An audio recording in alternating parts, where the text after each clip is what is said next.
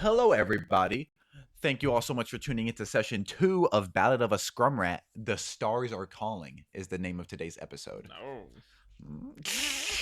I'm joined by my sole player today. Who are you playing, Ashton? What's your class, subclass, or your archetype and your specialization? Yeah, exactly. Because this is a Star Wars TTRPG of my own making. Let me scroll down a little bit.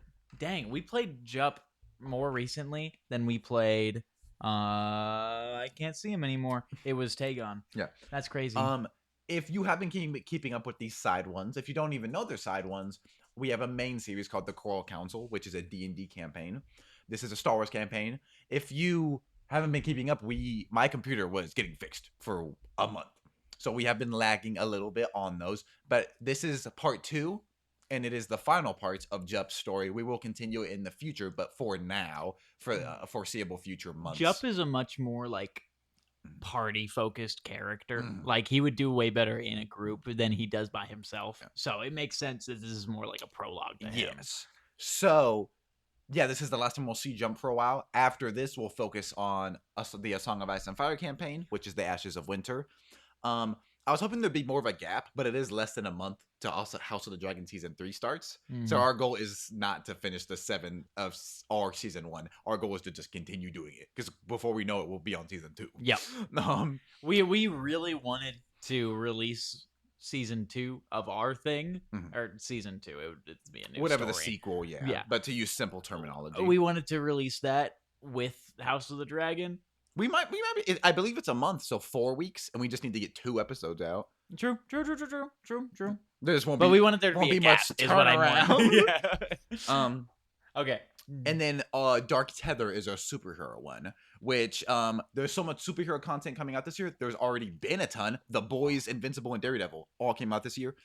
We're just going to be returning to Dark Tether every time there's a superhero media coming out. The Legend of the Dark Knight came out and it's getting good reviews. The Lego Batman game. It looks so good. It looks very good. I need to get it. I won't. Is it online co-op? That would be so fun to do. I don't know. I would hope so. That would be so yeah, but for the most part, yeah, this is the end of Jup's story today. He might live. We don't know. Jup Cormel is a Keldor. If you know Plo Koon, that is the same race. He has the background of Urchin, which is the same as the D&D background. He has the archetype of Operative, which is like sneaky shooting people type guy, which everybody's a shooting people type guy if you're not a Jedi. But anyway. Well, you can be a melee, definitely. There's people, you don't know Imbo, but the villain of the new Mandalorian Grogu movie, one of the villains, he has one of those circular hats, and he fucking bang, the Jack's America. Yeah. No, yeah. It's crazy that that's what he's known as now. When for like 8 years he's been a little baby. And my specialization is Scout, and that allows me to like do a lot of movement stuff and being able to run and shoot and tracking cool stuff. Tracking, yeah. What'd you think of the Mandalorian and Grogu? I didn't watch it. I need to. You didn't like it? Oh. No. I heard it's bad. I liked it more than I thought I would, which is nice. Yeah. I'd give it probably a 7. Wish it would be an 8.5 or a 9. The first third, I would say, is an 8.5 or 9, but it gets slow. And it's because it was adapted from a season. So you can definitely tell the premiere episodes, and then it kind of ends at a middle point of the story. Oh. And it's not like the movie, it doesn't feel concluded. It's just a ton of set pieces. You know there's more stuff coming. Yeah, we're on 3 planets in the first 40 minutes, and it's so fucking cool. And then we're stuck in the swamp for like 50 more minutes. Are we back on I don't know Star Wars like this. Yoda planet. Dagobah, no. We're on now Hutta, which is the Hutt planet. Oh. And we don't need to get into the fact that the main villains of the movie are the villains from the Boba Fett show, because they canceled the Boba Fett show. So they just did that. We won't get into that. We probably will. That was funny. Well, last time we left off, Jup had just returned to the headquarters of the White Worms. I don't know if that's actually what I should be calling it, but the headquarters of the White Worms. I believe I Googled and I could not find a name. I named it the Scrum Hole. I entered the Scrum Hole, and and I met with Lady Proxima, and I attempted to convince her to allow me to The have den. the den. Jarring. Oh. The den. I tried to convince her to allow me to take jobs outside of Coruscant and like talk to other people and leave the planet. And you did. Due to some very good rolls and due to you beating up Rebolt, I believe, the head Scrumrat, you got given permission to do that, even though she wants people in the city. If you saw Solo a Star Wars Story, the opening when Solo, Han, and Kira are in the mud stealing stuff for that big warm lady, Jup is a Scrumrat. You knew of Han and Kira when they were younger. You actually ran into Kira last session because the Crimson Dawn flagship First Light is docked above Corellia right now. And we are, in fact, in the capital city, Coronet City of Corellia, which is Han Solo's hometown. Mostly known for its production of the Imperial Star Destroyers, the giant ass ships. You've got it. So, and then Rebolt launched a mace into the back of my head, which my robot companion made him pay dearly for. It's gonna be so cool him coming back out and he has like a two-face going on. there's more than that. I don't know. Your Don't tell me. Your protocol droid companion has a jetpack, and she him with it, Which I was not awake for because I had a mace lodged in the back of my skull. Which he got a nat 20 on, I believe. Yeah. Yeah. And I was like, you don't got these many hit points. You're done. You're gone. But I now just got a job to do a hit by a Chiss man that I met, which I think Jup would assume and Ashton assumes is part of the Rebel Alliance. So, neither of us know. You are not aware of the Rebel Alliance. Oh, sorry. But you are aware of Rebel Resistance. faction. Resistance, yes. I assume they are Resistance fighters. Yeah. No, I like when every Star Wars thing has a point to it. That's why I didn't like Mando and Grogu. I liked Mando and Grogu. It didn't feel like it had a point. If you want to see all of the different Resistance cells join into the Rebel Alliance or the Alliance to Restore the Republic, watch Star Wars Rebels. It does a ton of other stuff. It introduces Inquisitors. It has a ton of cool characters, but a major character dies in that from the expanded lore. But the point of the show is showing how the Rebel Alliance got formed. Yeah. Did you change the title and everything? Yes. Okay, we'll just make it. The stars are calling.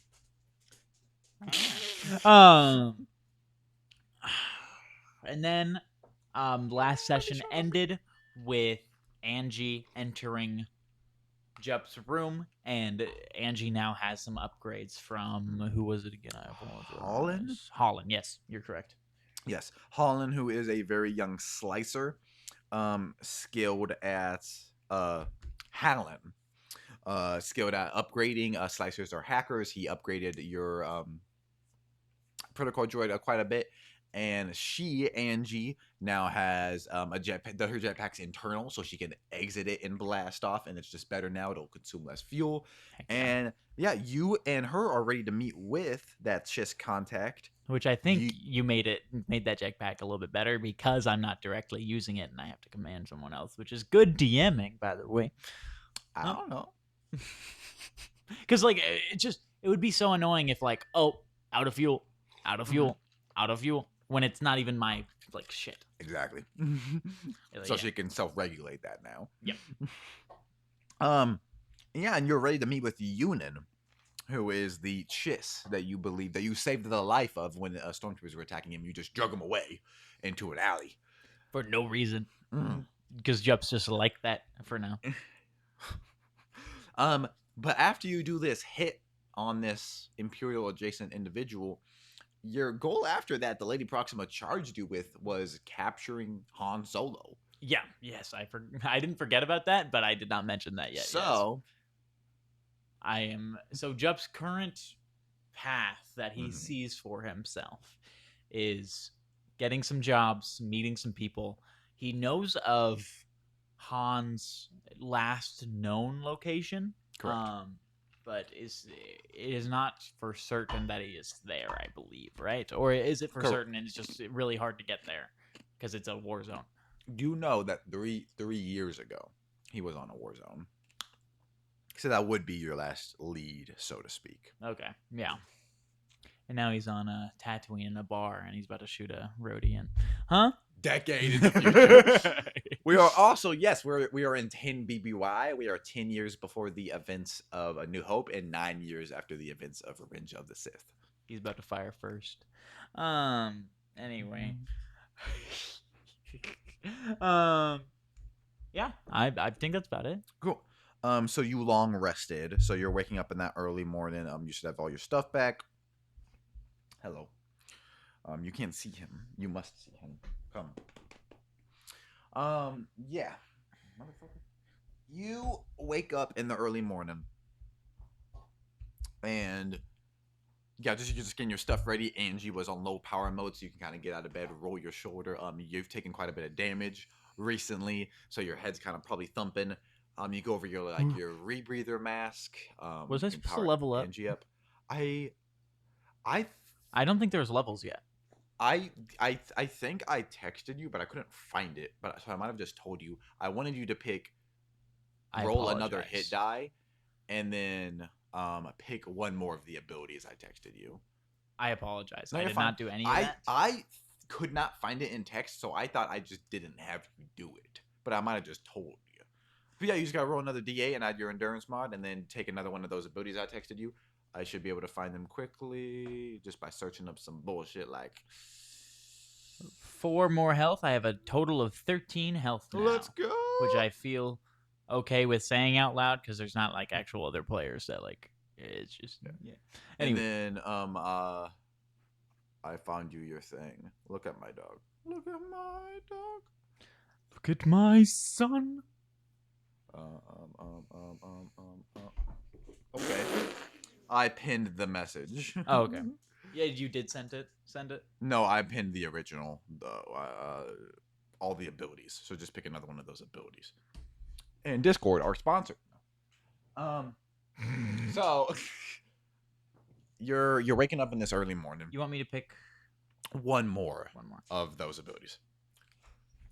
Yeah, you have a sniper blaster that is a reconfigurable. So with some slight attachments, taking off and adding stuff, you can turn it from a sniper rifle into a carbine. You got a little dagger, I believe. You're just getting all your stuff ready in the morning. You were transmitted through your data pad through the HoloNet chat channels from Yunin, the address where he wants to meet with you this morning to give you a debrief on your assassination attempt. Okay. Did you pick your ability? Yeah, I'm choosing no escape. I have an advantage on opportunity attacks. I think that's good since I'm going on a hit mission. You know what? So, do you want to search the HoloNet? Do you want to... Yeah, did he give me... I assume he has not given me a name yet. Correct. For the target? Yes. Correct. Yeah, then I'm just going to surf around the net waiting for him to give me a call. Cool. Do I see anything of worth? Make a check and add your intelligence modifier and your proficiency. Your intellect modifier, I believe. Or is it intelligence? I don't know. I'll check it a second. Intelligence. Intelligence. That's gonna be 9. 9. You don't find much going on. You're aware of the fact that the mainstream of news is heavily monitored and by the Galactic Empire. And most of what you can locate for like jobs or just new news, you find through more unconventional channels. Most of the Corellian chat channels are not very buzzing and active right now. Most are probably just talking about the skirmish at one of the gates into Coronet City that resulted in the deaths of 3 Imperial stormtroopers. Which I don't know happened yesterday morning. I don't know what that means. I didn't have anything to do with that. Anyway, he scrolls past that. Block. No, I no longer want to see this. Yeah, do not recommend. I'm in this post and I don't want to make. With that dog image that you showed me like 6 times yesterday. One moment. I fucking love this photo. So yeah, you do get a message from. You trying to ignore it. Dear God, I know how to humor. trying to ignore it. I don't think it came through at all. But fine. I have sent it in our Discord, so check in the check in the description of our YouTube videos. Our YouTube videos are also under the banner Hydra Studios. There's a link to our Discord that you guys can just join, and there's memes, there's chats, there's information on the arcs, there's just a It's general. also on the main page of our Twitch. Correct. Yes. He's trying to ignore it. So, you do get a message from Yunin with the same ID that he sent earlier the other day for your first meeting. With just not an address, coordinates for the meeting spot, with no other additional messages. Is there anything you want to do in the den before you leave? In your room, talk to anybody, steal something, upgrade a gun, buy a bomb? No, I think I'm okay. I think I'm gonna keep my 58 Imperial credits and walk away. For your assassination mission? I have a thermal detonator. I have I have a dream. I got a thermal detonator and a dream. I'll find stuff on the way. It hasn't failed him before. Going to assassinate the president. I'll find an AK on the street. I have a gun. I What have is a that? gun. Fireworks over there? Anyway. Okay. You didn't know what that was already. So yeah, you make your way over there. Oh, you're taking Angie with you? Yeah, probably. All right. Not you. And do you have any? You don't have a speedster or a speeder or anything, do I you? do not. Yeah. Angie's gonna fly me there. Okay. Yeah. So she picks you up and you blast off and find a low loading dock that you land on, and she kind of lets go of you, and you guys kind of sit there on the loading dock bay, and like the doors don't open yet or anything. It's quiet for a moment. Will I be assisting you in the mission today? If you want to, I don't know if they have room for an extra person, but I'll split my pay with you. That's very good. Thank you. I suppose it depends on what method we're taking. If you're trying to sneak your way in, or if you're trying to deceive your way in, I could be helpful for either of those. Probably sneaking our way in. As you know, people don't like me much. Yeah. I try my best, but yeah, let's we'll sneak it. But we need more information from. Yes. What was it, Yunin? Yunin, and I at need that to point, yeah, change the doors kind of open, and yeah, Yunin's sitting there limping from the blaster wound he received yesterday with like a cloak over his head. Good, come in. Yes, Yeah, I am here about the job you were talking about. Yeah, he punches the door and it shuts, and he brings you to like this little conference room that looks like it's a old office that hasn't been used of whoever was the manager of this loading dock, and he kind of sits down. Okay. To be clear again, this is a hit mission. We need a confirmed kill on this target. It's not a problem.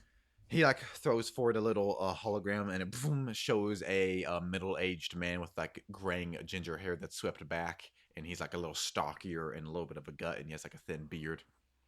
That is Manis Vedla. He is director of the Corellian Engineering Corporation. Whoa. He's a corporate imperial collaborator. He is responsible for much of the advancements of the Star Destroyers as of late.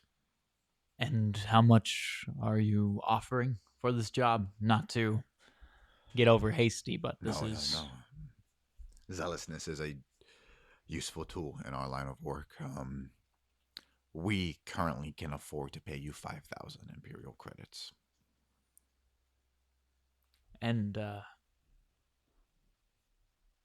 how many people do you think I'd need to complete this job? So it depends. The meeting that he's at tonight is the Coronet City Opera House. A gala is being held. There will be members of the Imperial Army there and the Navy. I know you have a long-range weapon. You could try to wait for an opportunity to hit him from afar. You could sneak in and pull him into a side room. I do think less members would be good on this. ideally just you and your droid, but I can try to provide It's Angie. Angie. Um, less people. This is definitely low. If you can somehow hide the body or make it look like an accident, that would be preferable. At least until people. Where will he be located at the time when you're wanting this completed? I know you already said. No, yeah, he should be there all night. He has a meeting at 1200. Nope. 1200. He has a meeting at 1800 hours with a Imperial Navy officer.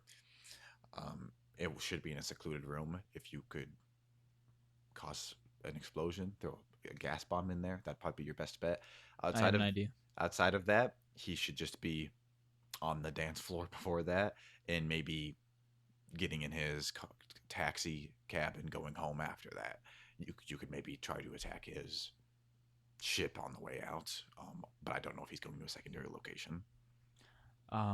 This Imperial officer, do you have any idea where he will be before this meeting?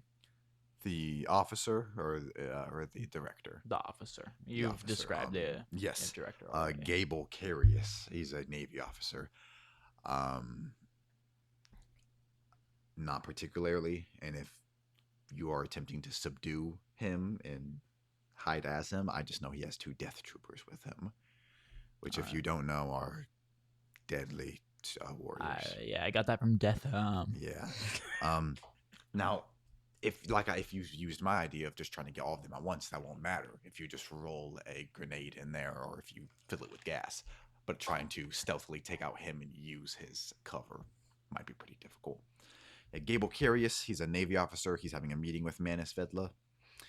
And then Captain Medine is the stormtrooper captain in charge of protecting the gala. There will be about 50 troopers there. Do you have any remote detonators that I would be able to forfeit some of my pay to have you provide me? Yes. And he talks and he speaks into a comm and speaks in a language you don't understand. Ichokobaka. One moment. Can I make a history check to see if I can remember what language that might? Sure. Sounds like Huttese to me, as Ashton, but I don't know if you're actually trying to be a specific language. That is going to be. Is it wisdom? It's street smarts. Yeah. 12. It is Huttese. Something along the lines of bring in the merchandise. Oh, okay. I wasn't actually understanding it, but thanks. Well, fuck. Yeah.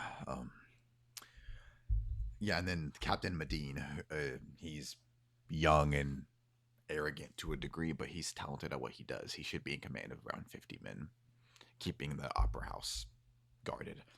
We do have a older, it is Republic era, but it's a map of the building, and there does seem to be some service tunnels you could use to get in from a lower perspective, or you could sneak in on a ship or try to infiltrate from above. But what we have access to, there's some service tunnels that look like they'd be pretty empty for the most part. Is that building the highest in the area, or are there higher ones around it that I could access? In the district, that would be the highest one. It's in the entertainment district, and the opera house is where you go in Coronet City to be entertained. All right. Yes. Fucking. Flyby. Thermal detonator. He's having a meeting, but also if he's just... I'm flying by the window. Isn't it an office? I would assume that an office would have a pretty good maybe view. The only issue is in Star Wars, every time there's a meeting, it's in a no windows room. True. But same thing for Star Wars Outlaws. We'll start playing right now. It's pretty good. But there's a possibility. It's an opera house, so there is giant windows. Some offices have windows. Some dancing areas have windows. There's probably an entire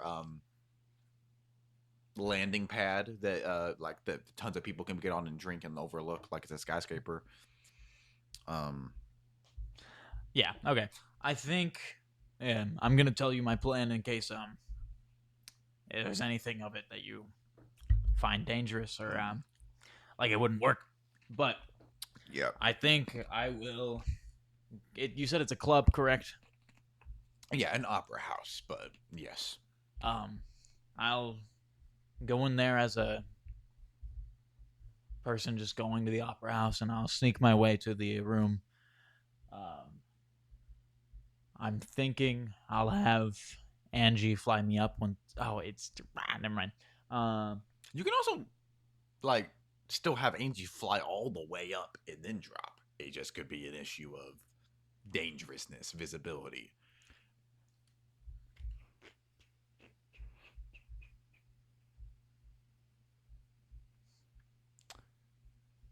I'll just sneak in, kill him during the meeting. You said 1200. Oh, 1200. For payment? No, I was. Oh, the What time. time? I was like, sure. Nighttime, 8 p.m. Yeah. You could have just said yes, and it would have worked for roleplay. Screw you. Yeah, that'll work. I'll do it. It'll be done. Um, at that point, a door opens and this little Lanik come in. It was the big eared, the slicer that you met last time. Okay, this is what I got. I got a debt pack, and he puts this like a little backpack up that's like all mechanical, and he pulls up a um handle and like beep beep, two little explosives emit. This one, start it, you leave it somewhere, it'll take out like a city block. We'll have to dock your pay by like 1,500 for that. I'll be okay without it. Well, I also got, and he pulls up two little like things the size of biscuits. They're all metallic, but they have a red orb emitting light. And he pushes the bombs, and they attach to the metal table. These are grav charges. Throw them wherever you want, and they'll stay there. Straight up, good for taking out fleeing ships. Is my often application of them. They also can't be really moved away like a detonation pad can, but they are smaller explosions. Do we know how many? You said he had a detachment of troopers protecting him. Do we know how many death troopers, or is it also stormtroopers and he only has 2 death troopers? So, guarding your target, Manus Vedla, should be 0 troopers. I'm talking about the Imperial. Gable has only the 2 death troopers with him. So there are other stormtroopers around the area. But how do you like my chances? Taking one. For taking out Manus? A death trooper. Oh, you couldn't do it. Not in hand-to-hand combat. You can't say that to Jump. Not in hand-to-hand combat or not in ranged combat. The element of surprise would be your best bet. And if it's one big strike at once, such as an explosion, or even a shot from afar or a knife in the back, surprise would be your best bet. But in open combat, you could not defeat them, especially them together. As we've discussed before, Jup is a character that we've had for a previous campaign. In that previous campaign, he was able to get Death Trooper armor. I'm kind of wanting that to happen again. I see. I'll figure it out. And he's going to start getting up. I'm okay without anything extra. I think I can do it. Okay. Whether it's any detonator you have or any of these, if you cause a big explosion, that would be a very easy way for you to escape. And in the midst of it all, it could look like an accident, like a pipe broke. We need Manus Vedla dead, and you have 5,000 Imperial credits in your favor. My current plan is I will sneak up on a Death Trooper, steal his armor. I will then kill both of them, and I will put him back in his armor and make it seem like a murder-suicide by some rebellion. Okay. That'll be all. He's gonna get up and walk out. Yep. Yeah, you head out. Yeah, it is early morning, and this is at the night. So, is there anything you want to do with like a pretty much a full day of preparation? I love playing cocky bastards. Um, You got your Jawa friend that's a yeah, vendor, I'm gonna go talk to him. Offie. Yeah, I'm Yeah, gonna go talk to you him. come to his store. You kind of pound on the little rafters, and he pulls Hey, them up. McGraffno. so I am killing some people, bad, dead, completely. Um, do you have anything cheap that could kill a death trooper? I didn't say that, but I did. His hood. He like widens his hood for a second. Yeah. For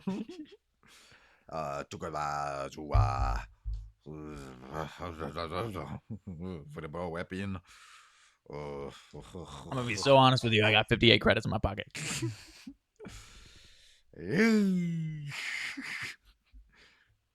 He pulls out a little like a fiber cord garret or a garrote. Yeah. And you see that he gently rubs it and there's like a sharpness to the cord. How much? 50. I'll do it. Yeah. Add just a Garrote wire. Garrote wire. It is in fact so if you grapple someone as an action with this, or you can just use this to grapple someone, you can deal damage to them as a bonus action for free. Just immediately deal damage if you successfully grapple them. Yeah, nah. That's a D12 of damage.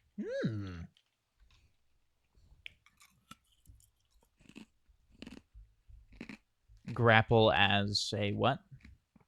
As an action, then you can immediately do a D12 as a bonus action. Grapple on the same turn, I'll say. He's like, must have not wanted this lightsaber. This proto saber I have. Thank you, Effie. That's not Effie. Offie. Offie. Offie. AFI. Thanks, fucker. And he's gonna walk back out. I think he's gonna go back home and start cleaning his rifle. Yeah, he's gonna start cleaning his rifle. I think he's going to start it off in pistol mode.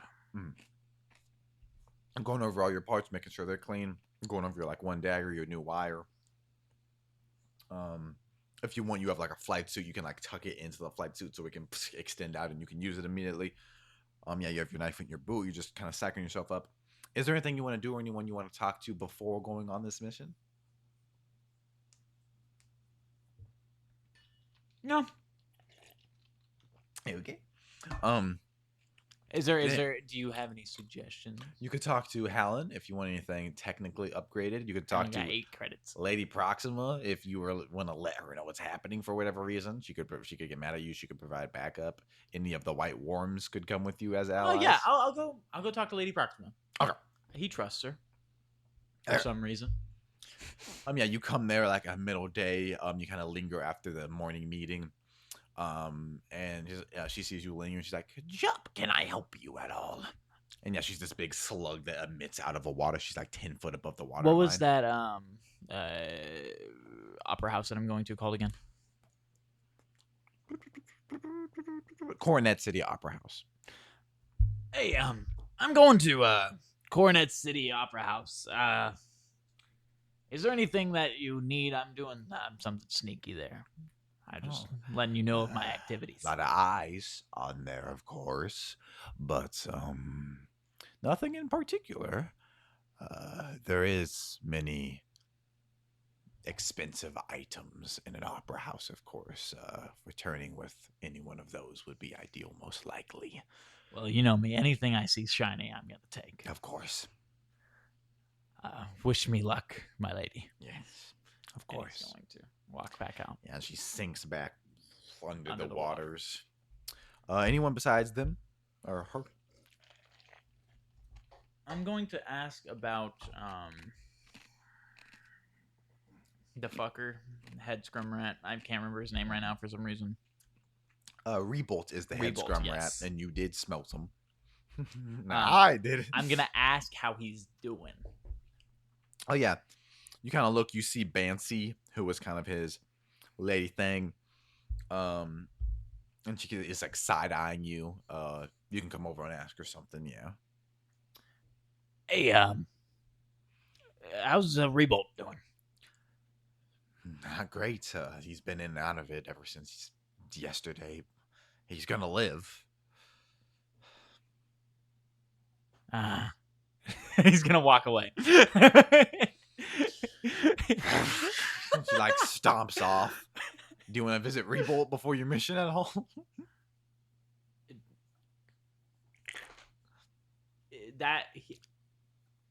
As much of a dick as Jup is, I don't think he'd do that. Okay. I think he's more honorable than that. Honor among thieves. Honor. Okay. Then yeah, you just go. You head on out. You use ANG to get up. Oh, I forgot I have a contacts page now. I don't need to have all these. Yeah, you go to Angie and you guys get on a building that is adjacent to the Opera House. Ooh. Oh,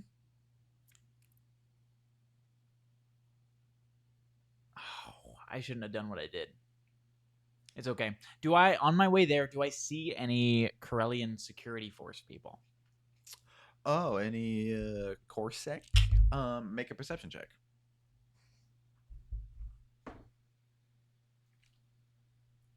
Wisdom. His stats are so fire. It's going to be a 16. Wait, I do have proficiency. That's going to be a 18. Okay, on an 18. You do see a small Corsac like paddy wagon kind of square that is slowly moving through.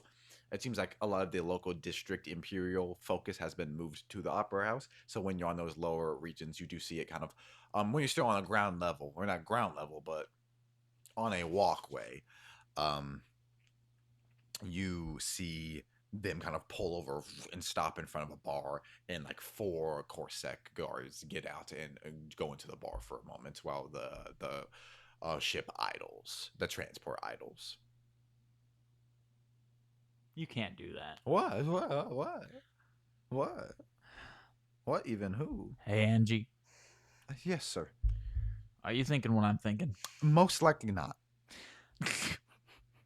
That transport there, how difficult do you think it would be to take it right now? There's only one life form on it. It just might be reported quickly. We don't have much time, do we? I suppose not, but if we wanted to use it as a distraction, maybe. Do me a favor. Yes. Could you go and commandeer that and drive it into something? Certainly.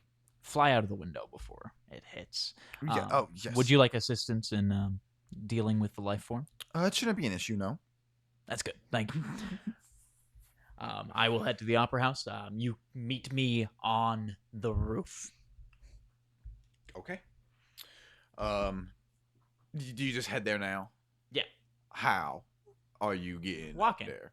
Not walking. I'm not going on the roof. Oh. I'm going from the bottom, and I'm telling her to meet me on the roof after I'm done. Okay. That's my escape plan. Oh, yeah. So, yeah, you just walk. You, like, make your way. You kind of do some parkour to get to the ground floor of this. You see that there's a ton of people that are going up, like, a red carpet onto the entrance. And, yeah, we cut to her, and she just walks up slowly to the side of the ship. And there's, like, a guy that's flipping through a data pad, punching on it. Can I help you? Hello. Yeah. Can I? Sure. Hello. Yeah. I need you to exit the vehicle. Oh, fuck. Make a deception check with a +2. Or actually +3. She's a protocol droid. That's what she's meant for. And you would have proficiency as well. So I'd say +3 for that. So Can I have advantage because he was sleeping? He wasn't sleeping, but he was distracted. And you do have the look of a local protocol droid. That would be used in the high-end establishments of the area. For context, I got a natural 1. I have proficiency, which would be a +2. I said +3 for her. So add a 6 to what you rolled. That is going to be a 13. I just saw that. That's unfortunate. I'm sorry. She's gonna lift up the jetpacks. Is she able to point them forward?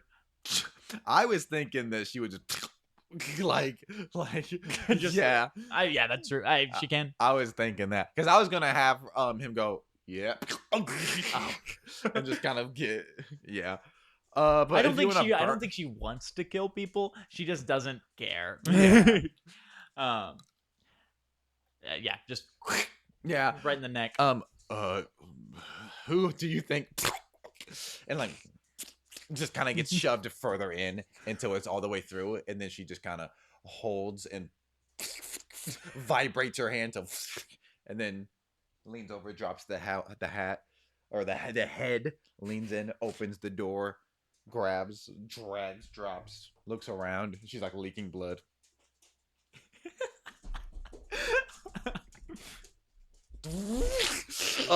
Immediate, because they can't bend, so your immediate foot to the floor. Runs over the like of newspaper stand kind of deals in front of her. Takes out a very expensive bike, and then yeah, you just hear Going through the city. Yeah, you see like a big light emanate from around the side of a building, And then and you see like her chest is covered with blood. okay. Let's go. I meant that he was gonna go there as she was doing that. How far is it? Is it extremely far? What do you mean? I was gonna have him go to the place where we're gonna go kill this guy while that was happening. Yeah, and then she can meet you on the ground floor because I can't think of a way you can get to the roof. I'm not. She is meeting me on the roof after I finish the job. Oh, okay. She's not helping you with the job at all. So you're gonna No. go in the front and Her meet her up job top. was to do Cool. that distraction. Okay, then this is a longer event. She'll probably lead him on a joyride for like 20 minutes. Okay, cool. Yeah, Yeah. yeah. That's what I was thinking. Okay, cool. So yeah, you here and see some speeders. Get back. Boom, those patrol speeders with the square. Yeah, with the cop troopers. Yeah, and then you're on the ground floor. Leading up is this main entrance to the opera house, which there's tons of lights lighting up the night sky. There's a large like red carpet. There's different aliens coming. Some of them are like bringing animals with them on leashes. Some of them are moving on like propulsion technology without having to walk. And then you look on on like one side, there's a large parking area for the speedsters on the ground level. You look up, there's multiple parking areas along the way for the speedster or the ships that are parking in the sky. And then there's you spot to the side using the schematics an old like maintenance entrance that currently there's no stormtroopers around. Cool. I'll go that way then. I'll Cool. head down to the bottom. With a stealth check. Yup. Mhm. That's going to be a +7. So, no, I'm gonna take that. Did Angie have a +3 because everybody should have +3, or is she just a higher level than me? Higher level. Cool. Because I kind of like the idea that she's a higher level. I agree. Yeah. That is going to be a 12. So, yeah, you're able to sneak your way over there. Yeah, it does look like it's out of service, and you do look in like adjacent to it, probably 100 feet away. This is the main entrance is right here, and near a little service tunnel here. There has now been a larger side entrance for all of the employees to come in. This is probably a couple decades old. But it does look like it need to be sliced open for you to get through this smaller doorway. Cool. Yeah, I will. Can I take my Durasteel dagger? Is the doorway? Is the metal thin on the door? No. Okay. But there is a data pad right next to it. And you can try to slice it, or you can try to destroy the technology. I'll. Slicing is just intelligence, and then if you're proficient in slicing. Can I try and make an acrobatics check to squeeze my way? Or it's completely closed? It's completely closed. Okay, There are those doors that need to go. Yeah. Yeah. I'll try. He'll try and slice it. Oh, that might alert guards and stuff. rather than trying to slice the software, can I just rip the panel off and try and just start putting wires together behind it? That would also be a slicing. That's slicing? Okay, I thought slicing was doing it digitally. Like, Oh, every time we see like hacking in Star Wars, it's like physical and digital. Like they unplug something from their computer and plug it in, or yeah, like you see that's software. Yeah. So It's fine. that Yeah, I'll do a slicing whatever check. method you do wouldn't change the result really. Cool. Yeah, I'll do a slicing check then. You just gotta do it good. Natural 20. I had a feeling. After all that fucking arguing. No, yeah, you fucking crawl over, and yeah, you're able to. I just touch it and it opens. You pop off the panel, and you're able to see like just it's very simple. These ones, it's not that like the lock mechanism is actively holding it, and this is just a popular fan theory for why doors open when they get shot. In Star Wars, the way it works is there's a lock that's constantly holding it. So when it all gets destroyed, it just releases. Yeah. And well, yeah, I mean, it'd be awful if once a doorway broke, it just never. yeah, or if like an emergency happened and all the tech went offline, you don't want those doors to stay closed and people just starve to death. Yeah. So yeah, it makes sense. Yeah. So you're able to like pop off the main panel, and then there's a ton of wires, a ton of tech, and you're able to like lift off the main, like brain of the system, and then just grip it and pull it, and you're able to time it good enough with like a pulse of energy that you can see coming, where it just opens it, and like a little light tries to flicker on, but then pops, and yeah, there's darkness ahead of you. I start moving. I do have dark vision. So you creep your way back in there. The door is open permanently now, but like I said, it's off to the side, like there's no lights on it. On a natural 20, can I please close it? I'll say yes. Okay. Yeah, you're able to on the inside do the or was workings. Was the natural 20 them not getting alerted? And that's just when was you opening the door. Okay, so for the natural 20, I'd say on a crit, yeah, you're able to go onto the other side and kind of you can force it back shut, and then because it's damaged on both sides, it won't be able to be opened again. Yeah, I'll do that. So permanently. So if you're leaving, you either need to blow this door open or leave somewhere else. Yeah, then you slice again and it slams shut, and you can see kind of the power module completely bust and some of the wires singe. Cool. And you're able to move. Give me another stealth check as you're moving through here. Do you want to roll for me? Yes. I'm getting the hell out of here. +7. That's gonna be a 19. 19. Yeah, you're able to do that kind of crouched, quick running, walking, duck behind barrels. There are some workers here. You run into one human that has Cornet City Opera House like repairman garb on, and then an astromech that passes with him. And then you come to what looks to be a ton of barrel or a ton of crates in front of it with technology on them, but one light shining. It looks like it's operatable. Operating. A elevator. Yeah. Cool.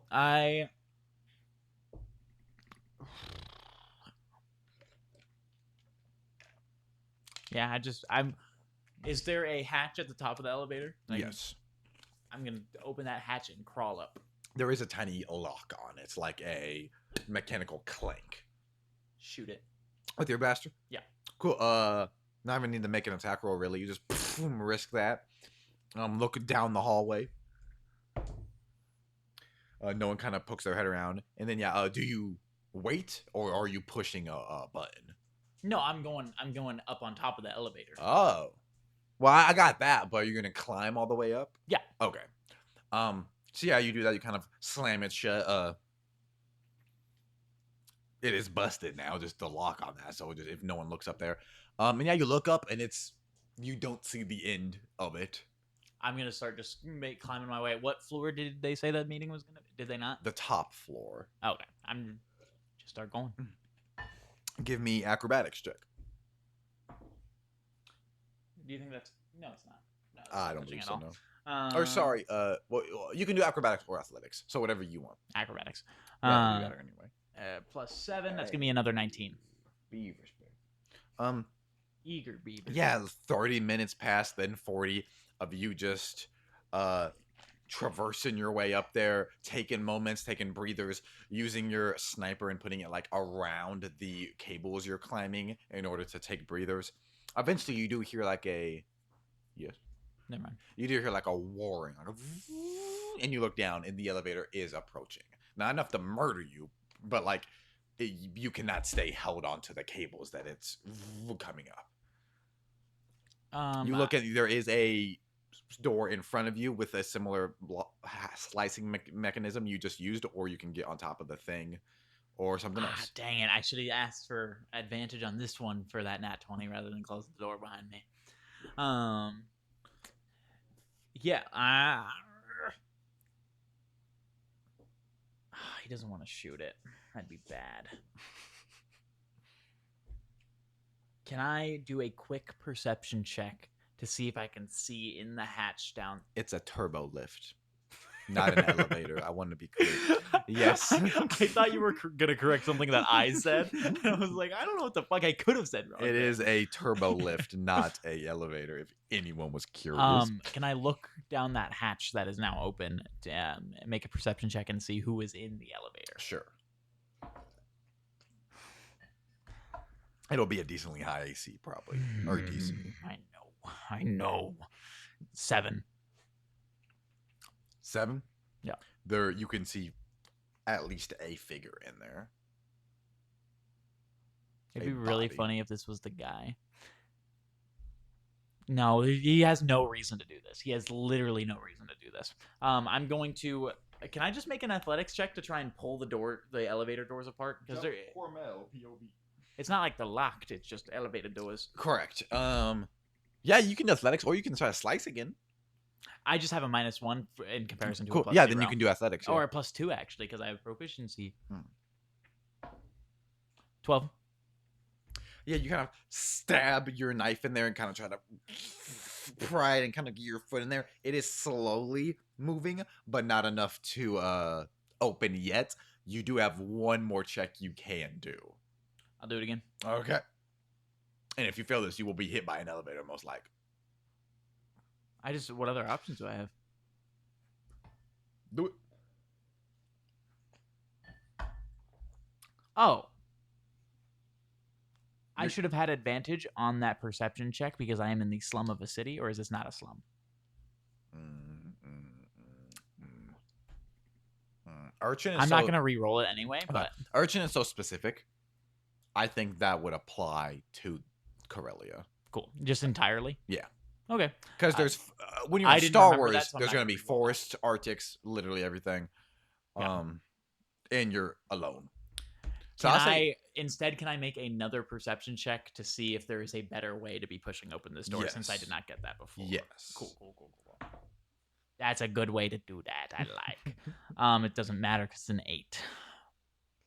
On the perception check, you just on an 8 you can see that it is working, and that now because you've reached so that just initial. Keep trying. Cool. Sorry to interrupt you. No, you're fine. You didn't say anything I wasn't gonna say or whatever. That is a unnatural 20. An unnatural 20. Yeah, you're able to pop it open and like roll in as the thing kind of lets out a roar of it being like broken, and a little bit of a spark comes before slamming shut, and you hear the roar by. You look around. You're still on the lower levels. It seems there is only one figure who has like a drink in his hand, like a cup. He looks like he's dressed in ornate robes. He looks middle-aged, so gray in his beard and slicked back hair. Son? No. I know. Human man. Are you okay? And he kind of sets his drink down. Oh yeah, I'm completely fine. He's gonna drop his knife back into his boot. Sorry, I'm a maintenance worker. I got stuck while the turbo lift was coming up. I almost died. My bad. I'll get out of here. Give me a deception check and a perception check. That's an 8 on my deception check. And then on my perception check, that is going to be a 21. 21. So you're kind of distracted by what this person looks like, which is the result of your lower deception check. You look, and yeah, they're just ornately. If you can't be bumping the table, you can jump up. You can't be bumping the table. I like that he always has a good reason for being places. He's just bad at lying. Yeah. You look, and yeah, he looks ornate. He has like a jewelry on his wrist. He has like a band on his wrist, a ring. He seems kind too. And you look around, and this looks like it's a workers area. None of the lights are on. There's like you see one astromech go by in the distance. This is like a long dark corridor with a bunch of what looks like repair supplies for any of the tech on these lower levels. Stay safe. I heard the turbo lift coming. That seemed rough.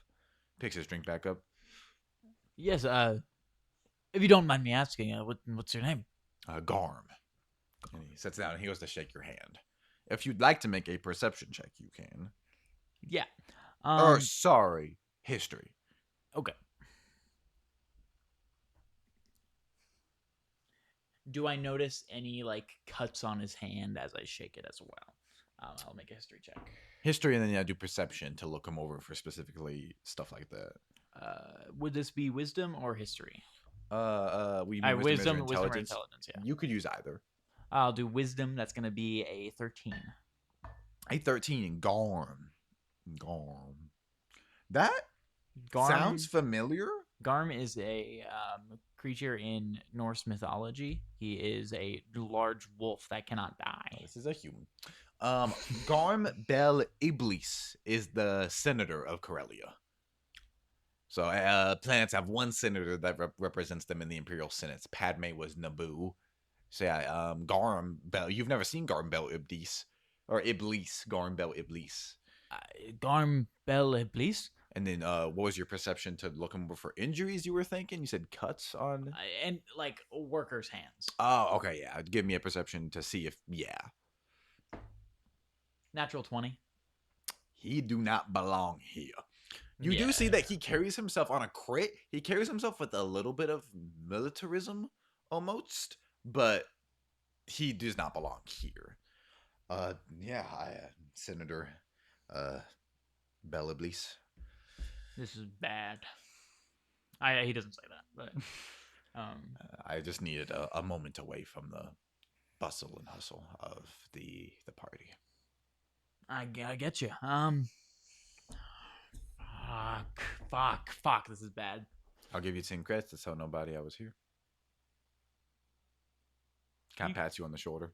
You can keep your money. I won't tell anybody. As long as don't tell my boss. You're fine. You shouldn't be working in those conditions anyway. But that is not my domain. Jup was about to shoot this man, and you just saved him. I know I did. And it's a very good thing I did that. No reason. Well, it was nice meeting you. Keep doing good work. And he's gonna salute really awkwardly to the senator. Yeah. Yeah. He is a guy. He has a face and a name, which just matters in Star Wars. Yeah, you like literally were reaching, and he says that, and you kind of put it down and put your flight suit over that, and he goes, "Yeah, stay safe out there." He was freaking out. Jup was losing it for a second there. That was good. Yeah. I walk out into the party. What do I see? Do I perceive? Yeah, you come into the workers area, but you can now you look. He didn't seem perturbed by your flight suit. You don't have anything that says Coronet City Opera House, but you kind of look outside of the fact that other people have CCOH and they have like specifically a white and blue color scheme. Yours is yellow. You kind of blend in with the workers for the most part. So if you wanted to use the main elevator now, which would be faster, and yellow is kind of a maintenance color anyway. Yeah. None of the droids really side eye you or anything. Astromech comes by, or the little BDs come by. Yeah, you are just on the lower levels now. You're kind of looking. This is housing for visitors, singers, housing for the employees, it seems like. But you see a group of about 3 people in flight suits, or not flight suits, but worker suits, come and enter the elevator just right next to you. This is not an old metal elevator. This one is like a glass tube. Hey, let me get in there. Sorry. Oh yeah, yeah, Easy. yeah. Older gentleman that's like pot-bellied and shorter comes in. There's also a Rhodian and a Twi'lek in there who like each look at you. He comes and goes, which floor are you going to? And look, and there's like 100 buttons. Just top one. Top floor, okay. We're getting off below that. And he puts in each of his cruise ones, and then he hits the top one. He kind of sits there. You a new guy? Yeah, I was just hired on today. Yeah. They like doing their low. Yeah. They didn't even give me a proper uniform. I was kind of pissed. Make a deception check, but with advantage, because that's a good indicator. That's not the word. Thank God I have advantage. 8. Again. Okay, he's like, yeah, they're bad about that. White places like this make money. They skimp on other ones. They probably got you working on the landing pad, huh? No, I just came up from the what was it called again? The elevator, the fast one that I almost got killed in. Oh, just a maintenance shaft elevator or something. You had a specific name for the elevator. Oh, turbo lift. Turbo lift. Yeah. What elevators are called? Oh, okay. I just was gotten up from the maintenance turbo lift. Somebody started using it in the middle of me preparing something. Oh my god. That whole area should be shut down. I'm grateful. Yeah, I got 3 little ones at home. I'm grateful I don't gotta deal with that. Yeah. So what are you doing up there?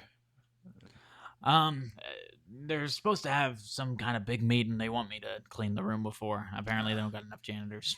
No, yeah, custodians, dime a dozen now. They usually have droids do it, but they don't do a good enough job. So I've had to clean a couple rooms in my day. Organic eyes can only are the only ones. I don't. What am I about to say? Hold on. Organics is the term to separate from androids or droids. Only organic eyes can see the details, you know? He's gonna slap him on the back. Oh, no, that doesn't be racist for no reason. Yeah, he comes to his floor where he gets off, and he's like, well, just stay safe up there, kid. Thank you. What was your name? Flunt. That's a good name. Flunt. Flunt.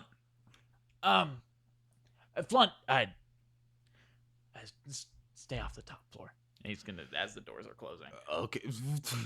You're in there with the Twi'lek and the Rhodian. Oh, I'll say he could have got off last if he wants. Sorry. No, sorry. You're fine. They're like, don't come to school tomorrow. Someone says don't come to school tomorrow and lets him leave, and then you're stuck in an elevator with him. What's your guys' problem? Sorry, I did not realize that was my bad. No, you're fine. You're fine. If you wanted me to have conversations with them, I cannot say that. No, you're fine. Okay, cool. They don't have names. Flunt just got a name.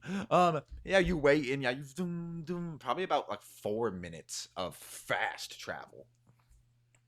And then, yeah, when that cylinder opens. Actually, before you get there, you look out around you. The opera house is kind of vase-like a big structure like that, but it's also hollow in the middle with glass walls all around. So, like, people land in the middle. There's fireworks in the middle. You understand kind of what I'm saying with the structure? It's like a hollow cylinder, yeah. And you're able to look out your elevator with the full glass wall and just beautiful. You've never seen Corellia, Coronet City from this high up. The lights, the tons of lights don't look as intimidating now. They look like complementary to its beauty. Yeah, very overwhelming, but very kind on your eyes. I'm going to. How long do I have until the meeting starts? Enough. Okay. Time. I am going to go An into hour. the meeting. I'm going to go into the meeting room and just take a look around. Yeah. Yeah, the door opens and you kind of turn, and yeah, there's probably 200 people just immediately there dancing, partying. Luckily, no one really turns to you. It's hard to hear over the singing.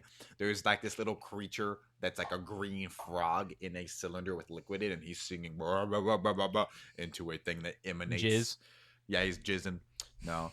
That is just jazz. It's like music isn't called jizz. What the dudes on Tatooine call jizz. He's opera singing, so he's doing Oprah or something.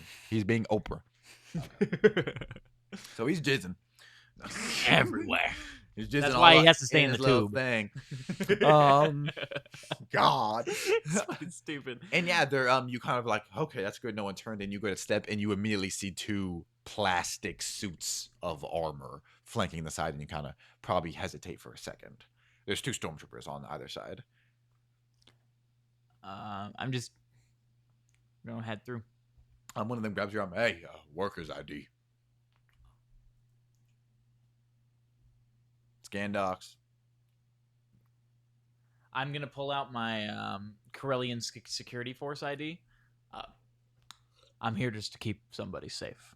Make a deception check with advantage.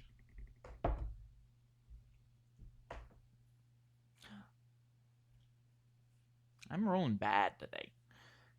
That's gonna be a 12. Okay. Oh, yeah. Yeah. Report to commanding officer. I want to say his name because he's not important, but he is a dude. He's somebody. He's somebody. Yeah. Report to Captain Medine, and he kind of just gestures to an office. But there's a lot of buildings, and you can see a lot of rooms, and there's a lot of people talking around the dance floor. What would it be called? Like Secret Service, the person they're protecting. What would they call that person? VIP. I gotta check on my VIP first, but I'll head straight there after. Yeah, completely fine. Yeah, and you kind of go, yeah, no one's really paying attention to you. There's darkness on the corners of the room where the disco lights are like hidden from staircases or from crates that you can kind of slink in. There seems to be one main exit. So there's this large area. There's one elevator to come up in that you just came out of, right in the middle, or not the middle, but the edge of the room. Then there's a large cylindrical staircase going up to what looks like a landing pad, and there's more seating up there. And then there's like one doorway leading outwards. And you look around, and all the office meeting areas seem like open and exposed. And you feel like that's not the case, so you assume that doorway. I'm gonna head straight there. You go over, and it's just a button. You just have to beep, and it opens, and there's more people talking there, like some flirting, taking areas in the away from the party to take moments to themselves. Senators. There's a very large Twi'lek, gluttonous and disgusting almost, who's like chatting up to thin Twi'lek women, and he kind of turns and sees you coming and sees like the dirt on your suit, and kind of turns and continues talking to them. But overall, most people just kind of. That guy's really important, isn't he? Decently. Oh. That guy's really important, isn't he? I'll find out when he last appeared if you want to. I've seen him before, is the thing. Is the reason why I said that. Fat ass. Yeah. Orn Free Tar is the Twi'lek senator, and I love the visual storytelling of the fact that in the originals, we see Twi'lek as a sex slave, and then in the prequels, we also see them as sex slaves to Jabba, again, on Tatooine in Phantom Menace. And then we see the Twi'lek senator, and he's clearly gluttonous, implying he doesn't care about his planet and he's probably selling it out. And that's never been like a plot point of anything ever. Maybe some comic or something. But this is the only Twi'lek that's ever fucking looked like that. That ain't normal. There's never been another plus-size Twi'lek in anything. I don't think so. No, not that That's I've crazy. seen. That's so crazy. Almost all of them are extremely skinny because a lot of them. I are like the idea slaves. that is a decision. That It's got to be, and if it's not, that's what I've always assumed is canon. The idea that their biology does not usually allow nutrients to fester like that is such an interesting thing. Every Twi'lek we see is bad as hell, so it would make sense if their bodies, even the dudes, are always buff. How I've always thought about it is that the things that they have on their head are fat deposits. I like that. I like that a lot because his are big. Don't as they hell. use them to smell? They hear with them, but it's less of hearing and more like sensing in a radius. Yeah. But yeah, fat deposits would make sense, and that makes sense to why, even though that George R. Martin only George Lucas probably just wanted them to be sexy creatures. Mm-hmm. It would make sense why they are attractive. Yeah. Yeah. Are you writing shit down right now? No, I'm just confirming that you can in fact kill him if you want. Last time he appeared was 4 years ago. I can kill him if I want to, even if he does shit in the future. That's God. This motherfucker is scary. Ooh. But Literally.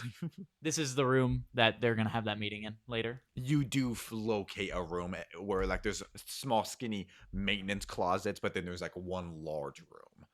Um, absolutely terrifying. That's scary, bro.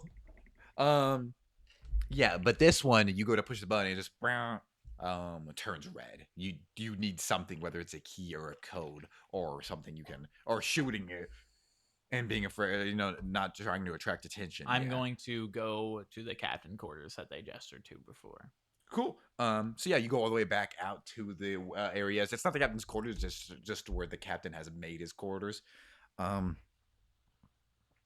Ew. Okay. Let me. Yes, you head over there. Make a perception check as you return to the dance flow. Manish on the beat, shebang. 10. It's so. That 10. Twi'lek is Drake. Sorry, what? You find your way to Orn free Drake. No, you find your way to do not free Drake. You find they're slaves and his middle name is Free. Oh my God, George. Damn. Yeah, you find your way to the quarters and the doors are actually just open and he's sitting at this desk. He's like thin faced. He's like mid-20s and he's very handsome and he had the hair under his cap. He has that gray uniform on, is like blonde. Like, how can I help you? And you see he's like a little stressed typing on his computer. This is unfortunate to have to admit, but I lost the key to the room that I have to check the meeting that's going on with Senator, not Senator. It's No. I'd say their names. There's the It's the Imperial guy. Yes, between the Director Manus Vedla, who is an executive of the Corellian Engineering Corporation, which is a corporate Imperial collaborator, and he is meeting with Gable Carius, who is an officer of the Imperial Navy. You say that. Yeah, and I meant to watch the first guy, and I have been, but I'm supposed to check the room before they have the meeting. I don't know where the key is. Make a deception check with advantage again. You keep having good evidence. Yeah, a very good paper trail. Yeah. And I really like the idea that the reason that he isn't good at charisma is only because people can tell by the way he speaks and by the way he presents himself that he is a low person. Mm-hmm. Which, you said advantage? Yes. Okay. I need to switch out dice. That's going to be, it's just charisma, 17. 17? Yeah. He like puts his thumb to his desk and opens a door and like sifts through keys. You said the meeting room? Yes, downstairs. There you go. It won't happen again. Yeah. Yep. Yeah. He's gonna just walk out as quick as he can. Yeah, you head on out, and yeah, you are able to come back. You pass by that Twi'lek again, and you slide the key into it, and boom, it turns green, and it opens, and you step in, and yeah, a long meeting table with chairs all around it that are plastered into the floor. No windows. You can push a button to turn lights on above, and then there is a tablet on the table. There's just a tablet on the table. Cool. The head chair. Mm-hmm. How do the chairs function? What do they look like? So they're spinnable and they're directly inserted into the ground. So it's like that. Does it have cushions? No.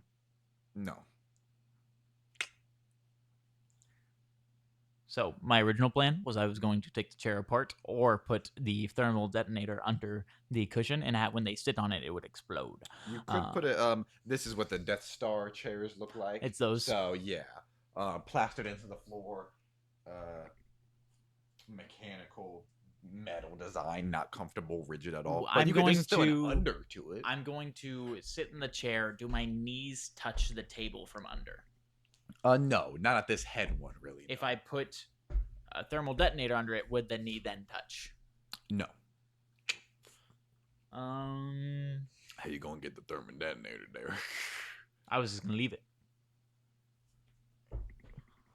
It's not magnetic or anything. Oh yeah, It's a circle. Oh, you could probably find like a wedge. the legs, yeah. Because if it's a long table, the legs are probably like this under it. You can find a ledge to get it in. There is the issue of a timer, then though.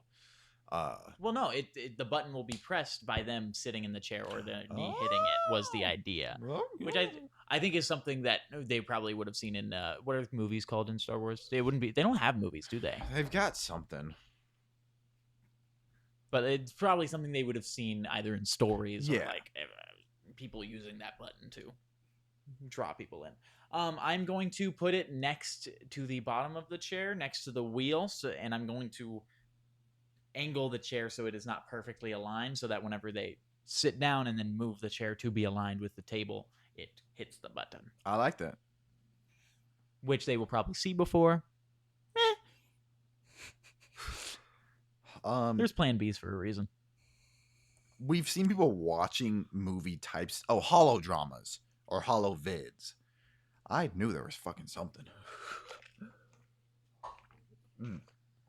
Because there's a ton of characters in Legends that are actors turned like rebels. That's cool. Which makes sense because in real life that was a big thing in like World War II. A ton of spies. Yeah. So holodramas. You saw it in a holodrama, but you didn't see how the scene ended. You saw that they did that, and then like you lost your connection because you were watching on a hacked movie site. So yeah, you can. I wedge it in between the chair and the wheel. I will need you to roll and add your dex and your prof to the roll. Oh, okay. I was gonna say sleight of hand check, but that's just what you said. Yeah.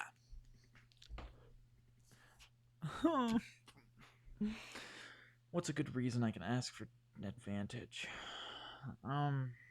I don't have one. That's gonna be 10. 10. Okay. You're able to like lodge it, and kind of you have to grind the metal and kind of get it in there, and it's just primed. Okay. Okay. I love the idea of him like he kicks it and he goes beep. He like starts freaking out. Oh fuck. Okay. That's fine. Room's clear, and he's gonna leave. You open it, and Vedlum or whatever his name is there, and you kind of bump into him. He's a tall ginger, that slicked back graying hair. I lock the door behind me. I go like, so he's standing at the door. Manus Vedla is there. You open it and bump into him, and you kind of instinctually, but then you look behind him. That's the Imperial guy, right? The director. You look behind him, or sorry, the director of the Corellian Engineering Corporation. He's a corpo, and you kind of instinctually go to grab your weapons, but then you look behind him, and there is an Imperial officer behind him.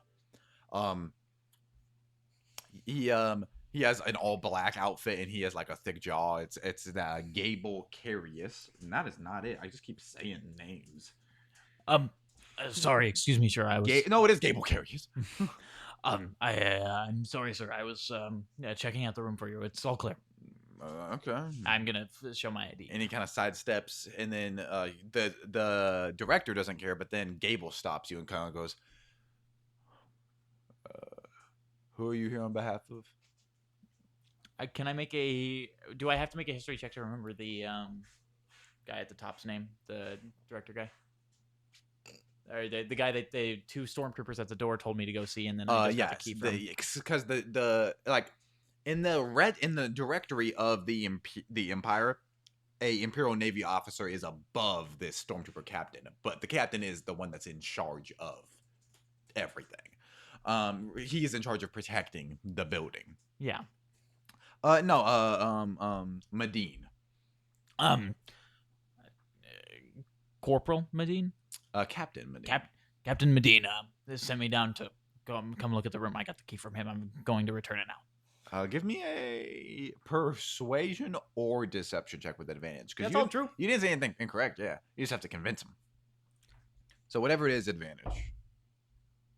Because he does see that you have a physical normal 17. key. At 19. Huh. All right, go on. Thank you. Yeah, he's gonna keep going. And you walk, and they enter, and he turns to his two death troopers. Yeah, you see the death troopers there. Each one of them tall, those black intimidating helmets. They kind of talk to each other in that language that only they know. Gable, you see Gable turns to both of them and goes, Taggart Bow, make sure no funny business goes on. And both of them respond. And then the door closes. Before a younger, probably in his 30s, a portlier man runs up and goes, shit. And comes over and is talking to the death troopers. And he's like, I need to get in there. I'm part of that meeting. And that kind of hubbub just begins to start. He goes, my name is Cantor. I'm a part of this. Do you watch that or do you start getting away? I am going to walk up behind the man and look at one of the death troopers and and say, let's go confirm that with Medine. I have to go see him anyways. So, if you would come with me so we can check him out. They look at each other and the death troopers. Yeah, one of the death troopers look at the building and then and one of the death troopers nods and the three of you begin to walk off. I don't go the correct way. I take them down a way that doesn't have many people down. As you go to make that turn, the death trooper grabs you by the arm and gestures to the open where you can see Medine's typing at his computer. At that moment, Cantor looks and goes, I don't care about whatever this is. I'm a part of that meeting. I'm going in. He begins walking back to the thing. And then that trooper just is staring at you in the eyes and looking at the areas to the right where Medine is and to the left where Cantor is going up to the door. I am going to, as he's grabbing me, I'm going to go, oh, I'm sorry. And I'm going to grab the garrote wire and try and drag him back into this room. Yeah. With advantage, make a attack roll with Dex and Prof.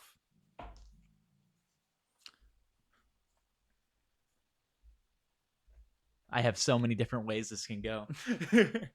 I think what it's probably going to look like is that just security was awful this day. And so a ton of people got in that wasn't supposed to. Because there's no way one guy did all this shit. There's a great moment in Andor where, they think a team of 4 rebels did something and it was one person.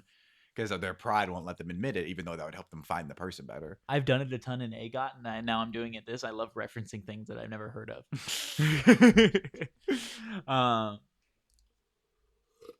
Yeah. I rolled an attack. Yes. 11 plus 5 plus 2. That is 18. 18, yeah. And you had advantage. Oh. It's the same number. Do I get anything for doubles? So you no. You open it and go, and he immediately puts his hand up and catches it, and his hand gets pushed against his helmet, and you kind of kick his leg out and get behind him, where and then you begin cutting off his fingers, and you see as they pop off, and he goes, and he's reaching, grabbing at you. He dropped his gun and he's trying to grab you. You see the exposed skin is black, necrotic, dead flesh, and the garrote begins slicing into the visor a little bit. Before a large explosion down the hall happens, and he turns, giving you an opportunity to just get over, yank it down and deal that damage, deal that D12 as a bonus action. Yeah, my action was the grapple, and now my bonus action. Yeah, and you drag him, and as you're choking him in the shadows. Do I add my dex to this? Yes. As you're choking him in the shadows, you see stormtroopers running past the broom closet you're in, their shadows, and he tries to call out as you just slice through his neck. How much? 10. So he's not dead yet, but he doesn't have his gun, so he's gonna try to punch you twice. He hits once. He might kill me. No, you take 5 points of bludgeoning damage. Yeah, you're sliced halfway through his neck, and black ichor is oozing out. And he hits you in the side and kind of knocks one of your goggles off, which makes your eye wince in pain, and then you go again. Do another D12. And then I also get my action this time, right? Since he's already grappled. True. Technically, you would have to re-grapple him with your action, but this don't matter. He's not living. Really? You have to re-grapple every turn? I thought once you grapple, they have to get out of the grapple. No, sorry, you're correct. Because he used his action to try to attack you twice. He did not try to escape the grapple. No, So I thought it was like a spell. I thought grapples were like concentration spells with that you have to do a wisdom check every time, but it's a strength check. Uh, And you just got to do that. And then you got to do your turn. so if you're a victim of being grappled, you technically have no negatives against you. The only negative is you cannot attack anyone else besides that grappler. So you would have to use your action, or in my system, your bonus action to make an athletics check to break free if you want to. Don't have disadvantage to Okay. anybody else. That makes sense. Mhm. That is. Why am I bad at math? 16 damage. You kill Taggart. You slice his head clean off, and he slumps down. Black ichors oozing out of. You get the sense that they might have been called death troopers for this reason.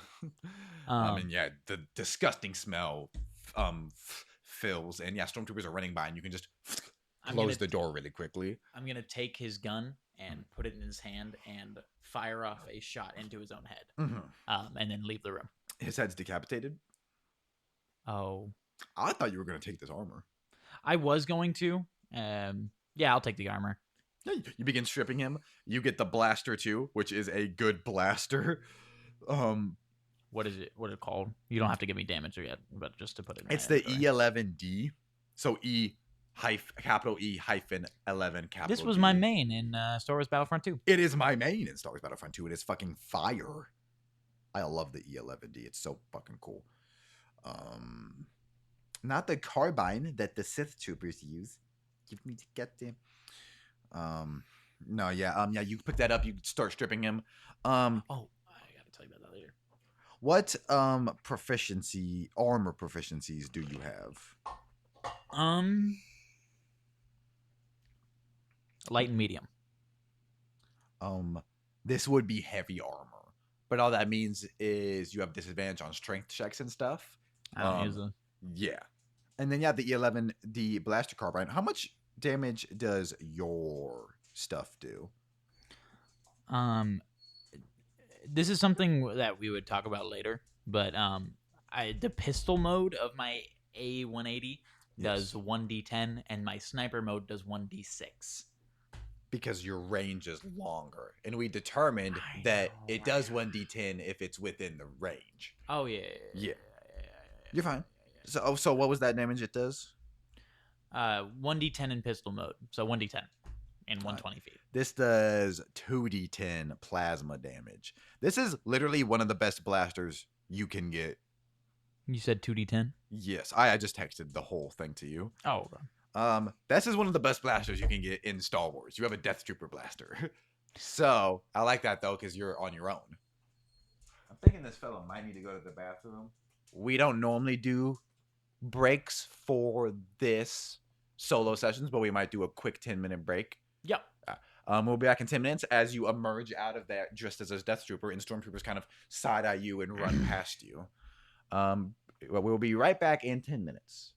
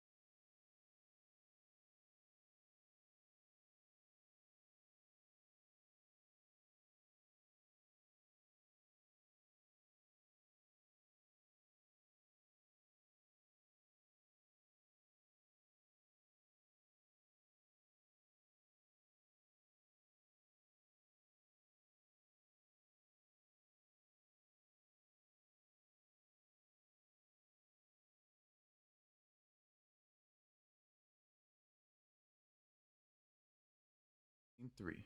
All right. We are back. We came back a little earlier than usual. My dog's chilling. Did they pee? He did pee like a racehorse. So I got that thing on the nose.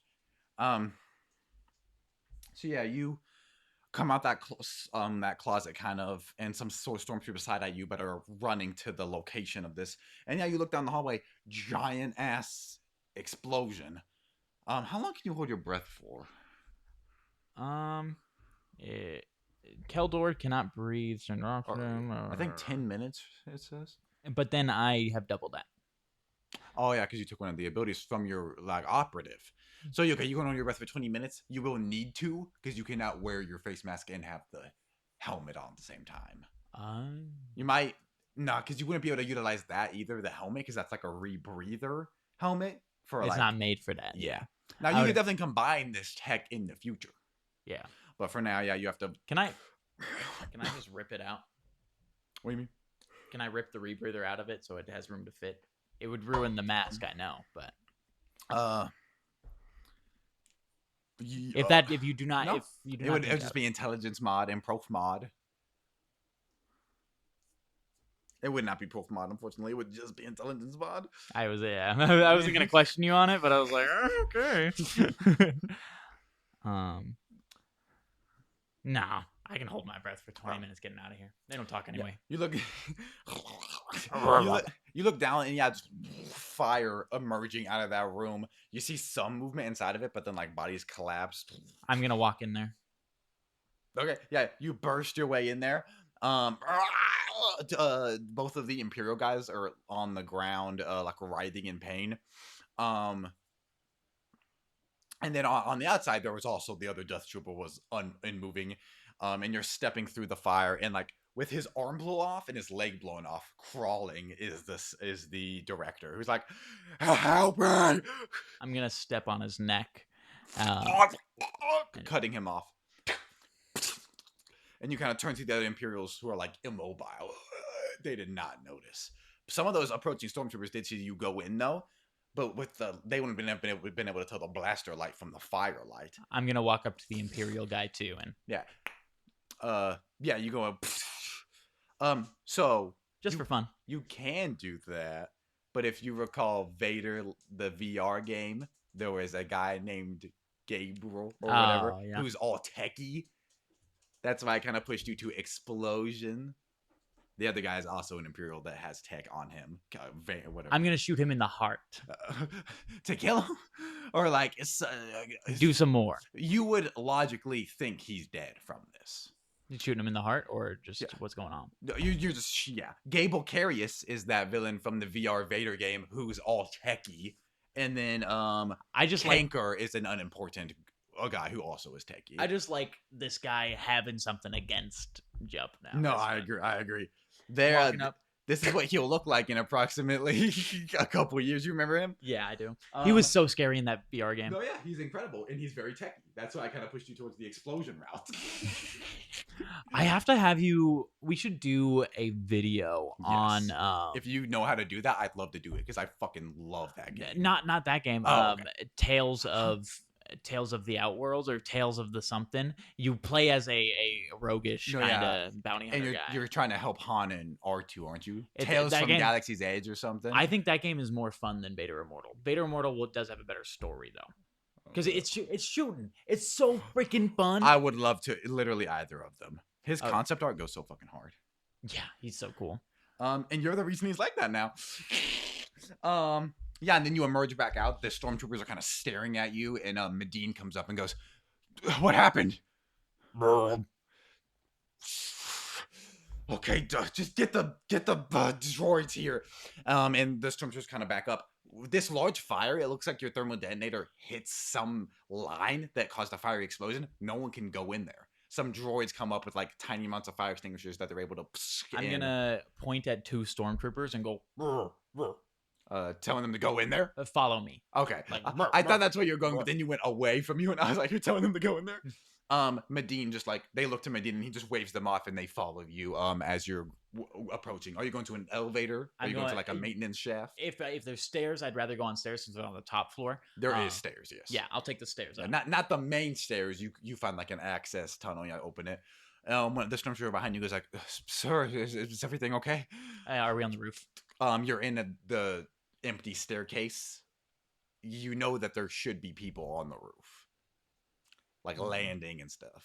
Oh, as we're going up the stairs, I am going to like put my hand behind me, and I'm gonna turn and go. Sorry. Make 2 attack rolls with advantage.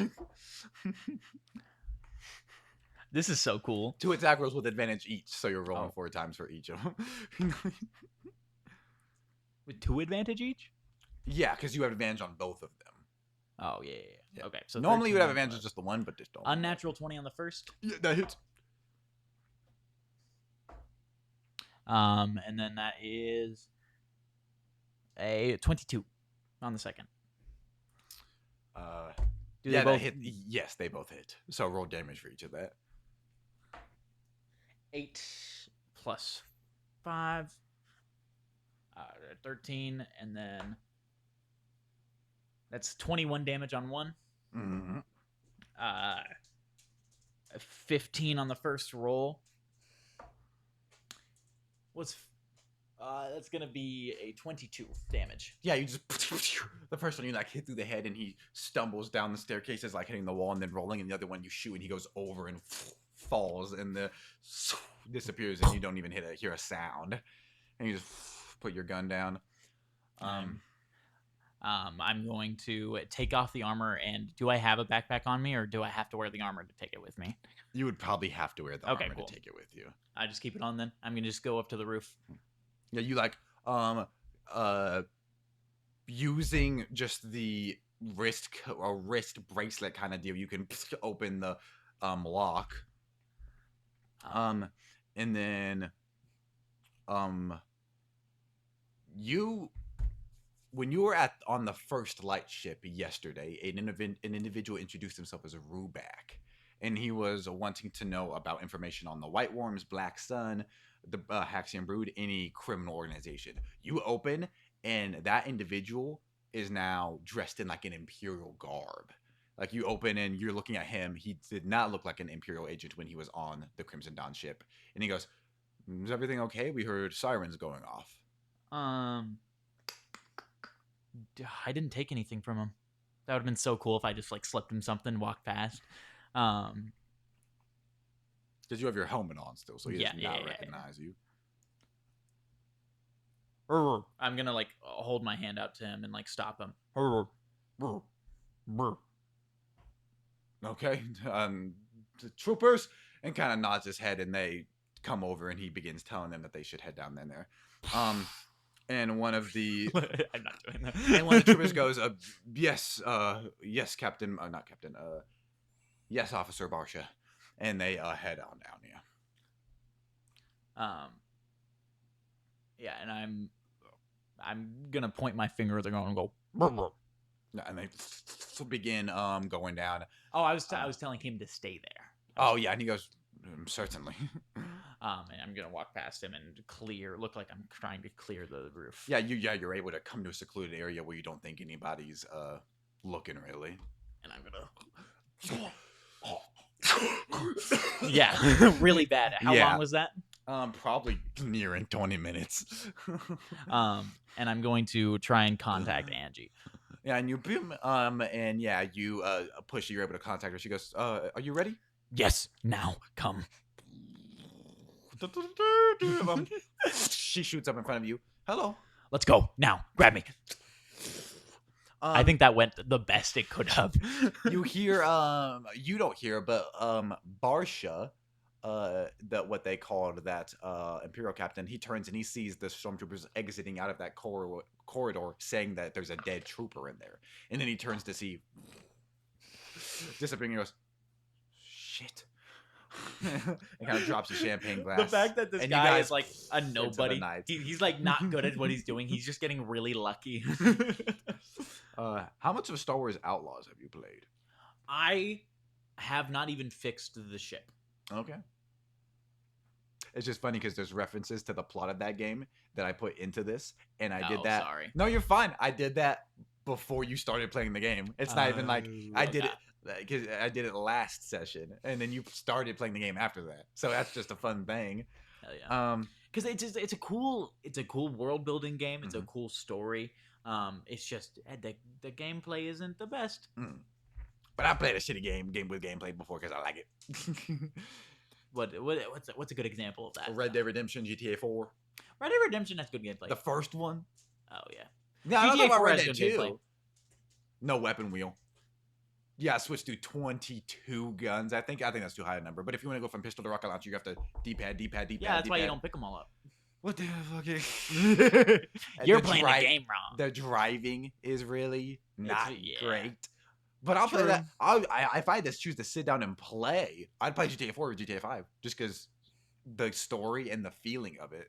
I don't know if Outlaws is worth it in that way for the plot. That's something for you to determine. I like the plot quite a bit. But I just the main character is so.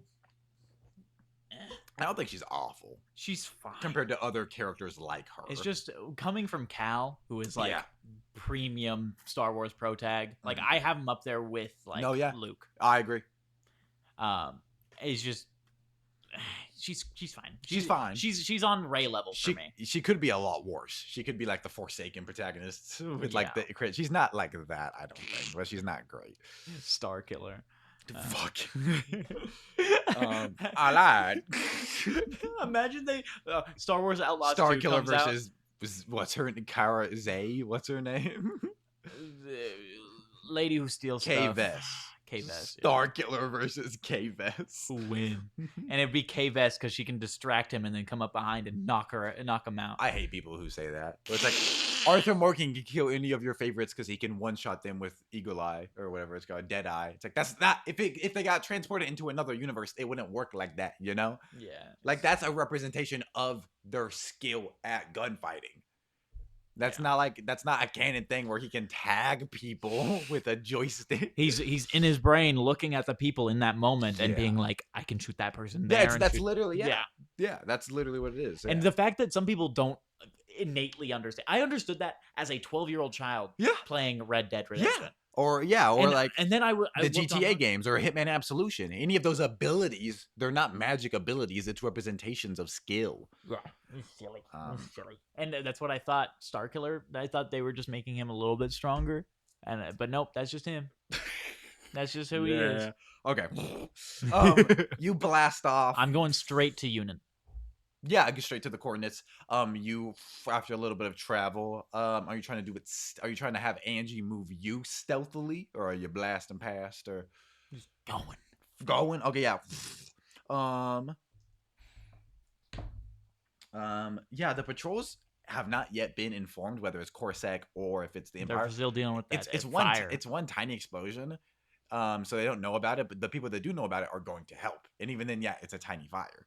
Well, and the big fire from the truck, they're also still dealing with it. Oh, yeah. So you didn't know that had happened yet, but you look down and a giant explosion. You see, like, a stormtrooper come up and try to, like, lift wreckage. He gets blasted back, and Angie's like...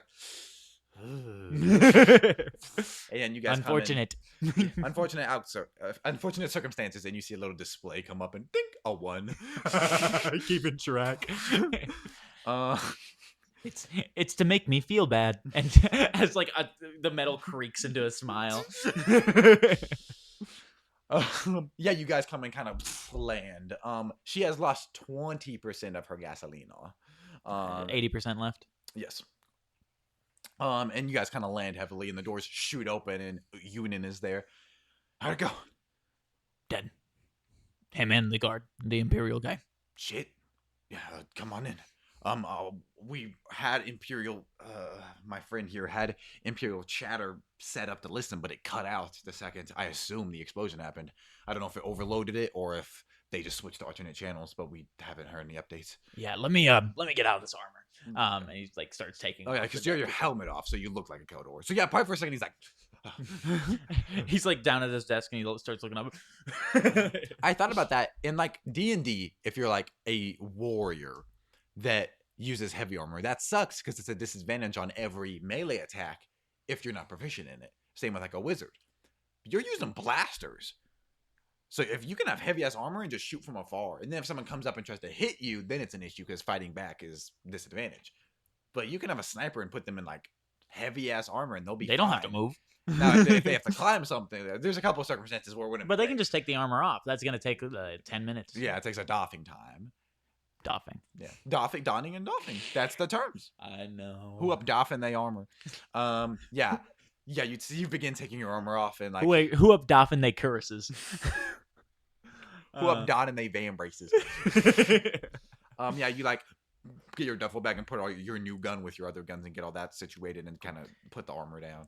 Can I have your crafty buddy put a Keldor mask in this helmet, and he's gonna put the death. The Atlantic comes over and kind of wipes his big ears. I can do that.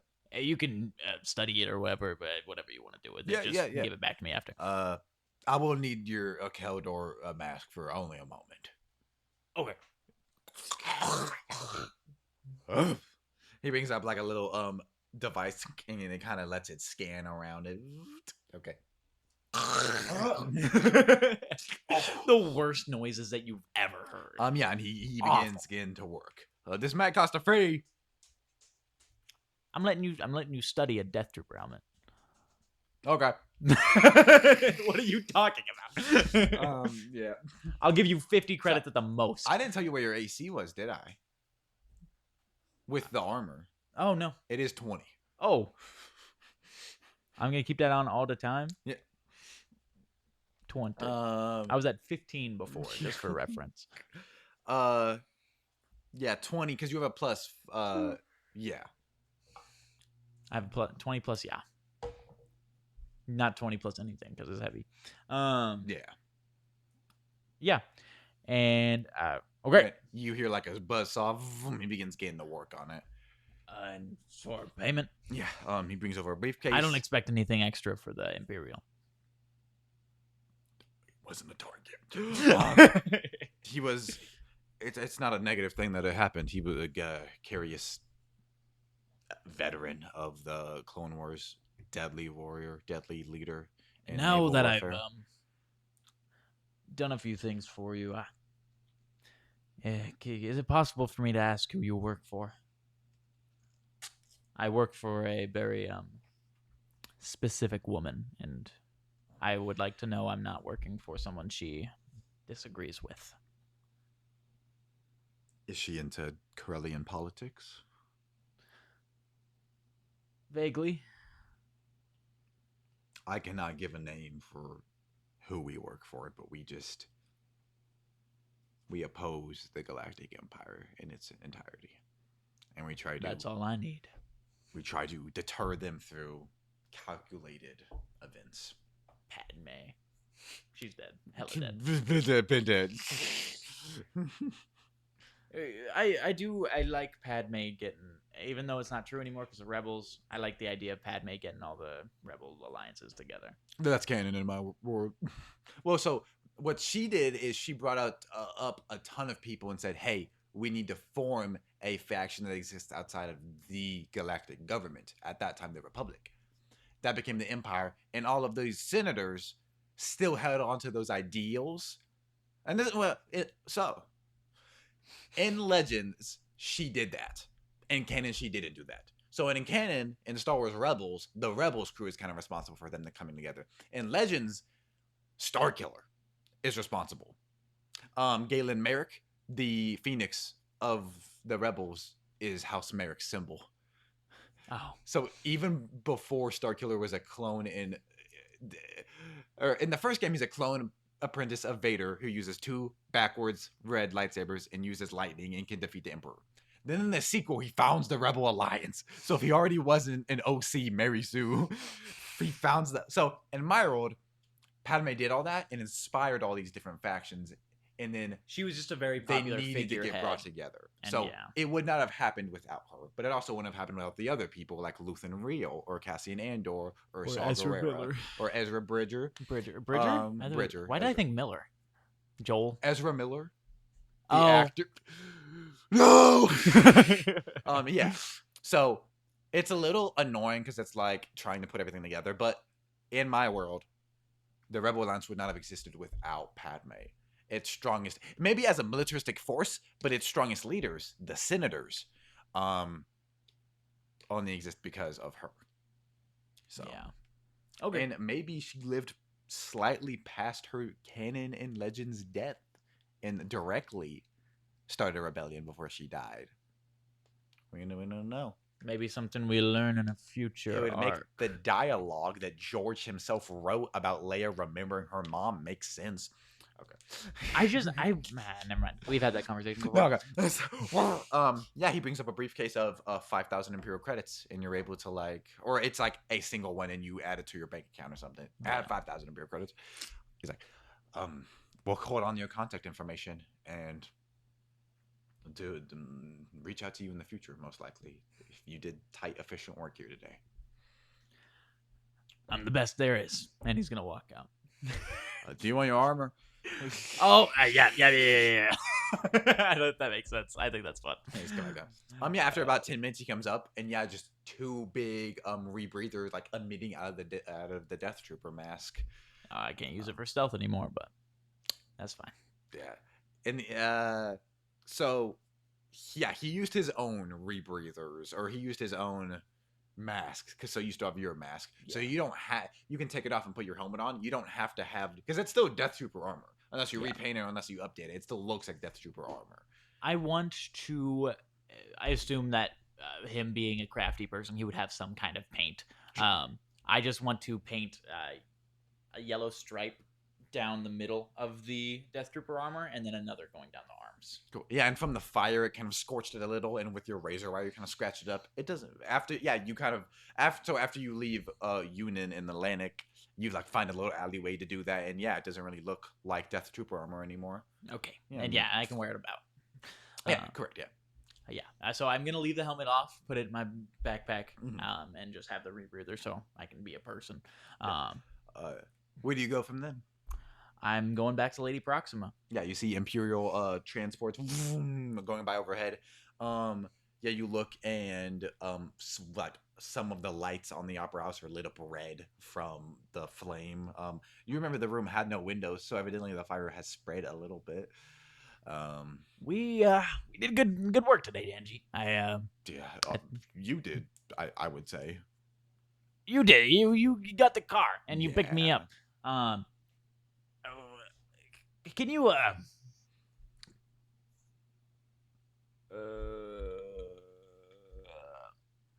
don't know what I was about to say.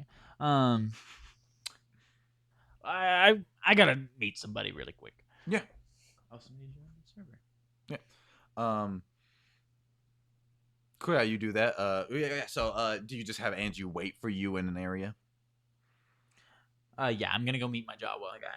Yeah. You go to Angie can come with me. We gotta go do something. All right. Yeah. You go to Offie, and Offie, you kind of pound on it. It's later at night still, so he wasn't open, but he is always open for a customer. So he comes over, puts it up. What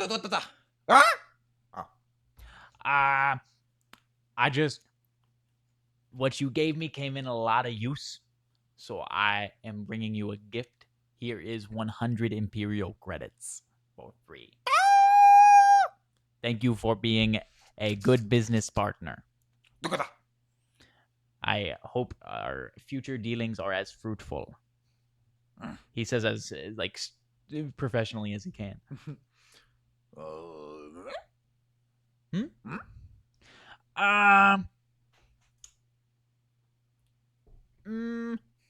Nah, but you have a good one. I'll see you later. And you head off. Go back to the lady. Yeah, Angie kind of goes, why did we give them those credits?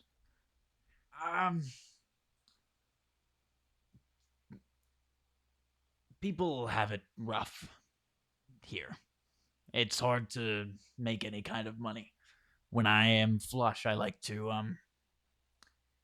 bring some good karma my way. I'd like to bring some good force my way. I don't know if that... probably not. Good energy. Karma? I don't think karma's a bad idea. I like to bring some good karma my way. Yeah. That makes sense, I suppose. The more people who think I'm a good guy, the more people I can use later. Let's go. Yeah, Which is the reason he would give. But I don't you know. make your way to the entrance to the den, your side entrance, which is that small tunnel that you can head on through. Um, yeah, you scare Tunnel Tully, who's the little like 6-year-old boy who's known for like pickpocketing and sneaking. He sees you approaching. He's like, "Oh, Jab, what is that?" I got some new armor. Okay. Runs off. And yeah, you coming in, people are like, yeah, side eyeing you and just like looking. And I'm gonna have my E11D blaster. It does have a thing I can like. Yeah. I have it on my back Yeah. as I'm walking through. Yeah, you and Andrew are coming in, people are definitely side eyeing you. And I'm just gonna walk straight to Lady Proxima's room. Yeah, you come in. Moloch, who's the other Grindelid, but a smaller man, pauses you as you approach and goes, "She is sleeping now." I see. All right, I'll talk to her later. And he's gonna start walking away. Where did you get that? Killing someone stronger than you. Do not watch forget. yourself. Wait, sorry. Go ahead. Do not forget your place, Scrumrat. My place is above you, and he's gonna walk away. You hear him unclasp his blaster. Are you sure about that?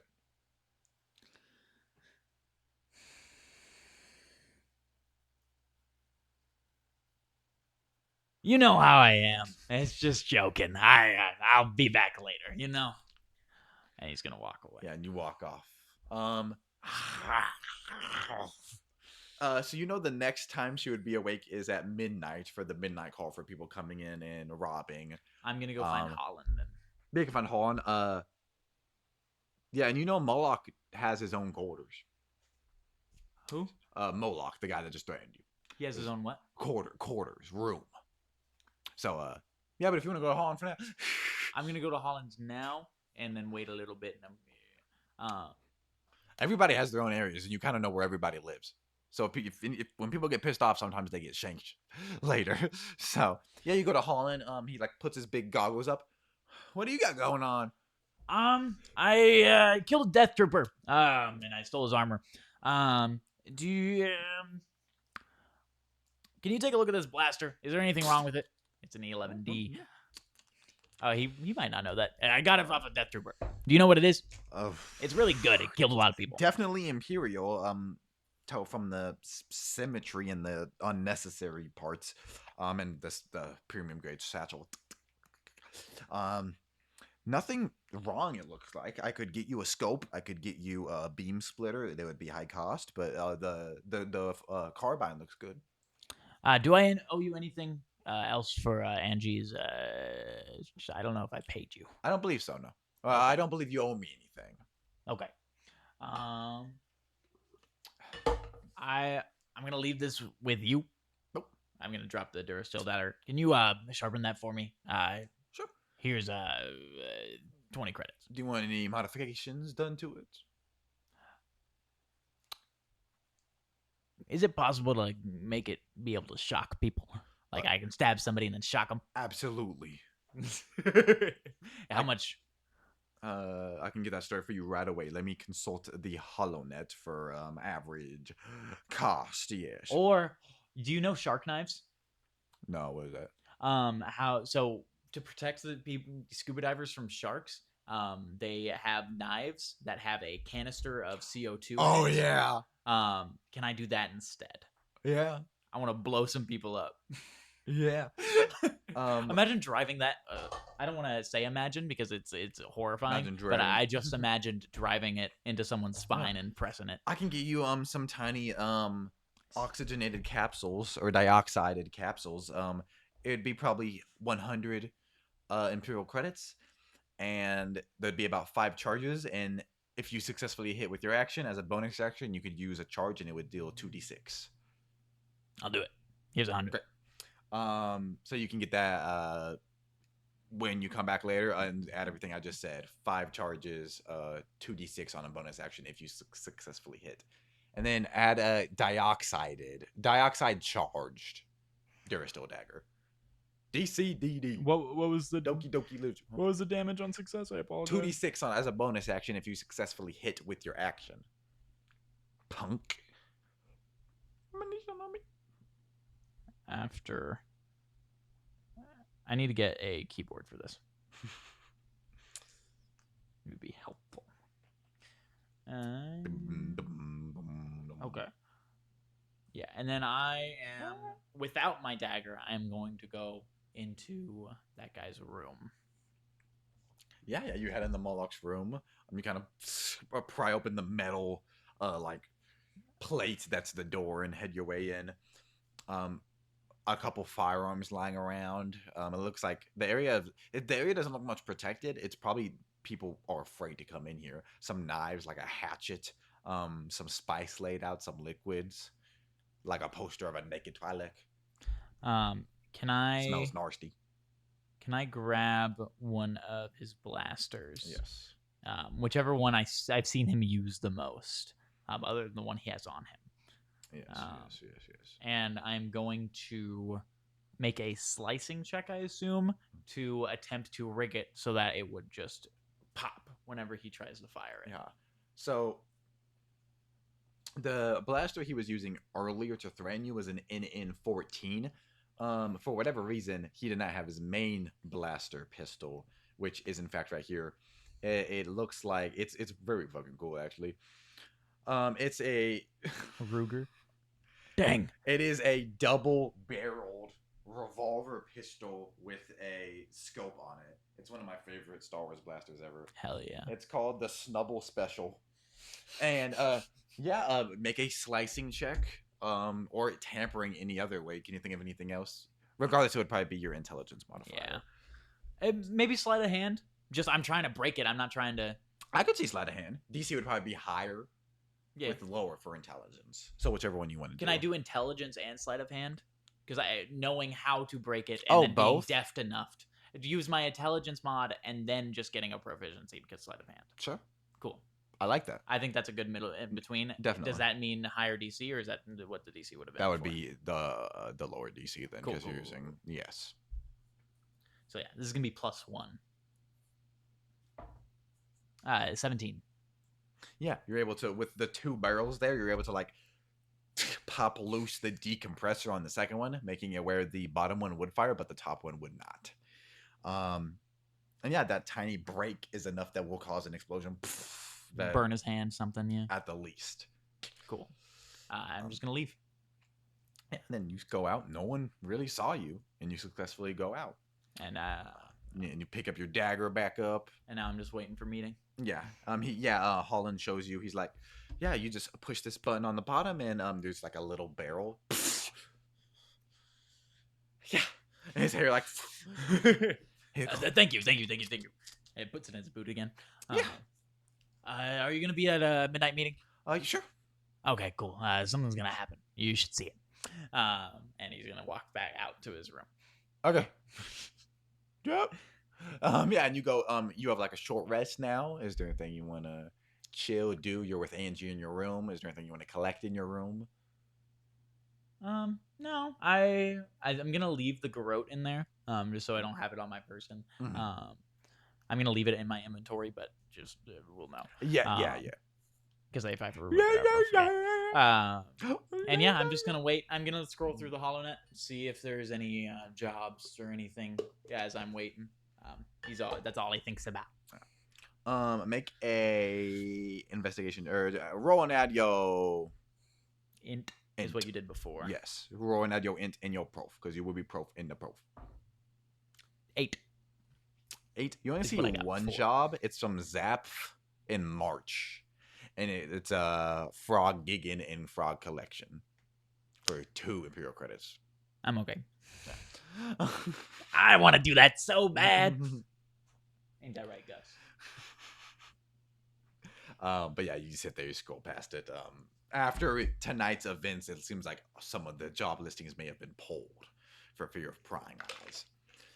But then you just go in to the midnight meeting. You see her emerge out of the water, and people begin giving tributes, talking, explaining why they haven't done anything. One of the kids gets like drug away.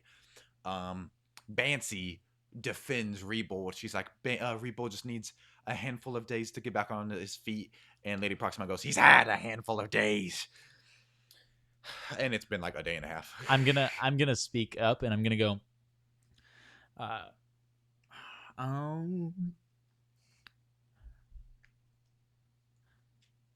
don't know. For the attacker, it seems like he's a lot weaker than someone else who took damage that day too. You watch your mouth. And yeah, she flashes her bared fangs at you, her sharpened teeth. You don't know what you're talking about. How much money do you have in your pocket right now? Listen. Lady she was not going to win that fight. Jup is correct. Rebold's position as head Scrumrat is definitely under review for the time being. Bancy just like nods and like walks off. Now that you're here, Jup, how have your exploits been? I know you said you had a topside mission. Yes, I bring you a gift. He's going to slap 2,500 Imperial credits right in front of him. Nice sum here, Jup. And she gently hands it to Moloch, who like side-eyes you and puts it with the rest of the tribute, a very sizable pot. Moloch goes, what did you do to get it? Is that relevant, my lady? Proxima kind of looks between both of you.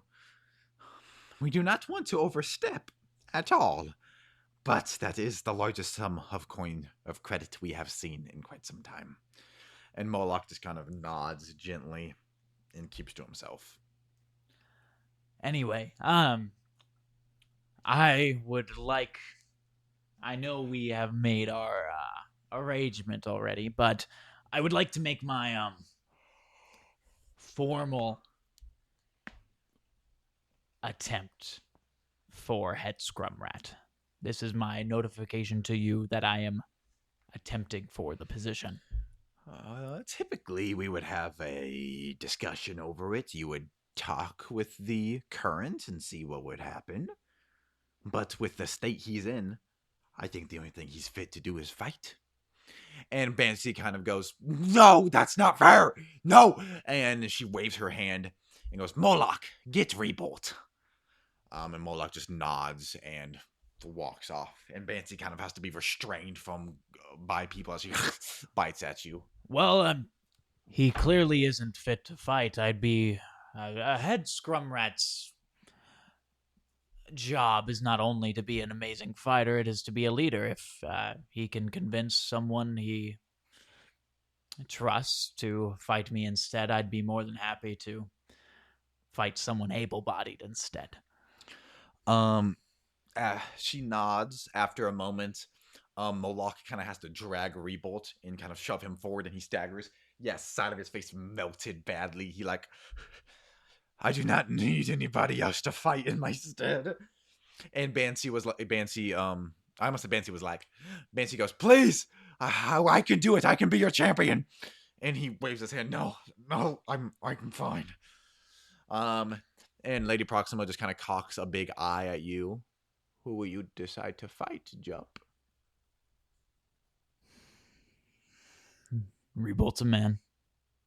And not that's what you got. Rebolt is of fighting age. He can decide for himself. Bancy is gonna go, please, Rebolt, let me kill him now for you. And he staggers and just take Ferk. Okay. And kind of sits down. Moloch plops him down, and Bancy wrenches free and kind of gets down low and bites her teeth at you. And people are watching from afar. Holland is like watching, afraid behind Angie. I very calmly just pull my blaster off of my back and kind of get it in position. This is your last chance. And she just goes to bite at you. But we're both making dex checks, and we're adding our prof and our dex at it for swiftness. 14. So she gets a 16. So she is gonna collapse into you and kind of bite at your arm. She's gonna make a separate thing for an attack roll that's cocked. Um, 18 does not beat your armor class, so yeah, she just is biting down onto your plastic, and she knocked your gun to the side, but now you can kind of angle it a little bit, make an attack roll if you want, or whatever you want to do. Yeah, Can I just drop it without using any action? yeah. I'm gonna reach for my dagger as she's just biting at me. I'm going to drive it into her hip. Make an attack roll with advantage because she was not expecting that. She was gonna brace against that big gun. Oh my advantage.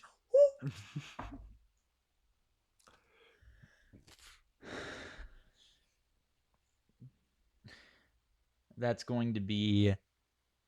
I got a 4 originally. 4. Why am I bad? It's gonna be an 11. An 11 is her armor class. Oh, meets it. All of these people just have cloth on. The cloth makes it not a 10. Yeah, and you hit her in the hip. ribs. Roll of damage. Hip. Yeah, I'm going hip. hip. Yeah. Like yeah. right in the side. So that makes her body immediately like stop pushing forward, and you feel like roll damage for her. And then if you want to CO2 her, Well, I'm gonna say something before that. okay. Her leg is about to get blown off. Is the issue? You can kill her. 1d6. You've known people killed by the other Scrumrats. 6 damage. Yeah. You're able to quickly, the weight on your chest lifts, and you can like lift her. Just before I came here, I had Holland do something to my dagger. If I press a button on it right now, your leg will come off. Surrender. Make an intimidation check. I just Jup wants to be a leader of this place, so he does not want his show of being a good leader to be him brutalizing this person. Yeah. But if she chooses, then everybody would respect that. Yeah. Natural 20. Natural 20. She like, okay. And I'm gonna just backhand her off of me. She just falls to their side, and like Rebolt crawls over to her and kind of holds her. Both of these injured people just holding each other. Does anyone have any issues with my new position? Speak now. The sole enforcer of the area comes forth, Moloch, and goes, yeah. I'm under the opinion, Lady Proxima, that we've had too many movage of the Scrumrats back and forth lately. Over these years, I've been with you loyally for quite some time. If this trickery and pathetic display of strength is how we choose the Scrumrats, I think for the time being, they should be disbanded. And a heavier hand must be used with them. It's going to make a persuasion check. And Proxima just kind of looks at the two injured people, all the little children watching. Your thoughts, Jup? I can beat him too. And he's gonna grab at it, like start reaching towards the gun on the ground. You want to jump for it? Or just go to grab at it? He's just slowly, like methodically, not even like hiding it. Just like, I'm gonna go into another fight. I'm fine with that too. And he picks and Proxima just like nods and slowly sinks into the water halfway. I want his position. Are you okay with that, Moloch? Moloch shrugs. Don't matter.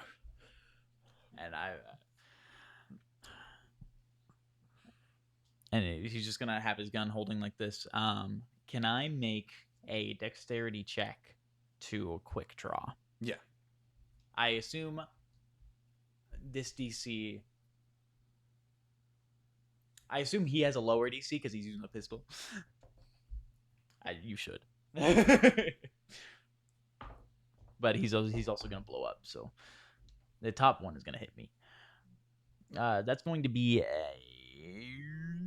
a 13. So he did beat your swiftness check, so he's gonna make his attack rolls now. Yeah, you go to turn and he and at the same time both of you get knocked down. And for a moment, people assume You're both dead. that you crossed blaster bolts, and you kind of get hit for 2 plasma damage in your shoulder and get knocked down. But then people look at him and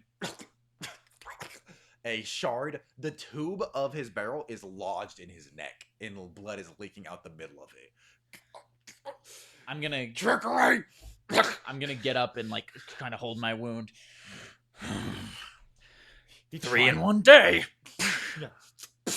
And he tries to stand up and go, you, and yeah, you can just definitely just blast his head, and yeah, you're injured in your side, you're injured, but yeah, Banshee and Revolt kind of duck into cover of each other, and the children are just watching wide-eyed.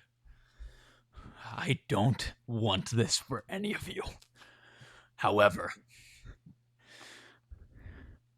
Lady Proxima is your leader. I am just below. And then he's going to go and stand next to the pool where Moloch was standing, or whatever his name is. Yeah, she slightly comes out of it. Looks with a little bit of sadness at Moloch, but then continues. The strongest shall rule us. 'Tis always how it has been. Job Cormel is the enforcer and head Scrumrat of the White Worms. Moloch got what he wanted. That's so fucking funny. That's so funny that she agreed with him, but like, it doesn't have to be you. No, yeah. That's crazy. That is an idea. Someone will fill that position. Yeah. That's fire. And he shall retrieve our biggest failure, so we can hold him accountable for what he's done to our reputation. Soon, the hunt for Han Solo begins. And, yeah, that happens. People kind of cheer nervously. Is that so? The crowd kind of parts, and it is not Han Solo. I was like, holy The shit. man, that is funny. The Imperial... He would do that, though, is the thing. The Imperial man that you met on the first light, and the one you know as Rubak, is there with 2 stormtroopers flanking him. I'm Slero Barsha. I start running. Do you? Yeah, he's gonna start running, which he has disadvantage on because he's wearing heavy armor. Well, that's not athletics if you just like dash and you can just dash. Where are you going? I want to have disadvantage because he decided to put on this heavy armor. Where are you going? Just running as quick as I can out of this room. Yeah. Yeah, so I'm Slero Barsha. I am an officer of the Galactic Empire. You knock someone over. The storm, make an athletics check with disadvantage. As you're doing that, Lady Proxima goes, you have no place here. And you run knocking a guy over, and he falls into the water. Athletics, that is going to be a 6. 6, yeah. Slero goes, shit, pulls and just hits you in the side with a stun that kind of makes you lock up. Actually, you fall into her pool, and you're looking up, sinking very quickly. She barks orders and starts yelling, and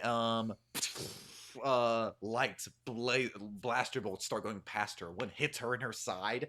They break the glass behind her, which lets light shine in, and she turns and gets melted by it. Bubbles start to happen, and she shoots down. And she comes up to you and kind of grabs you and swims with you before you guys come out of the depository, and she like throws you on the ground. You're in like a very muddy, wet area. Were you fleeing? Fuck, I messed up. The Empire has inserted themselves into the den. You kill any stormtrooper up there if you want to live. And then she goes back into the water, and you're sitting there sopping in the mud.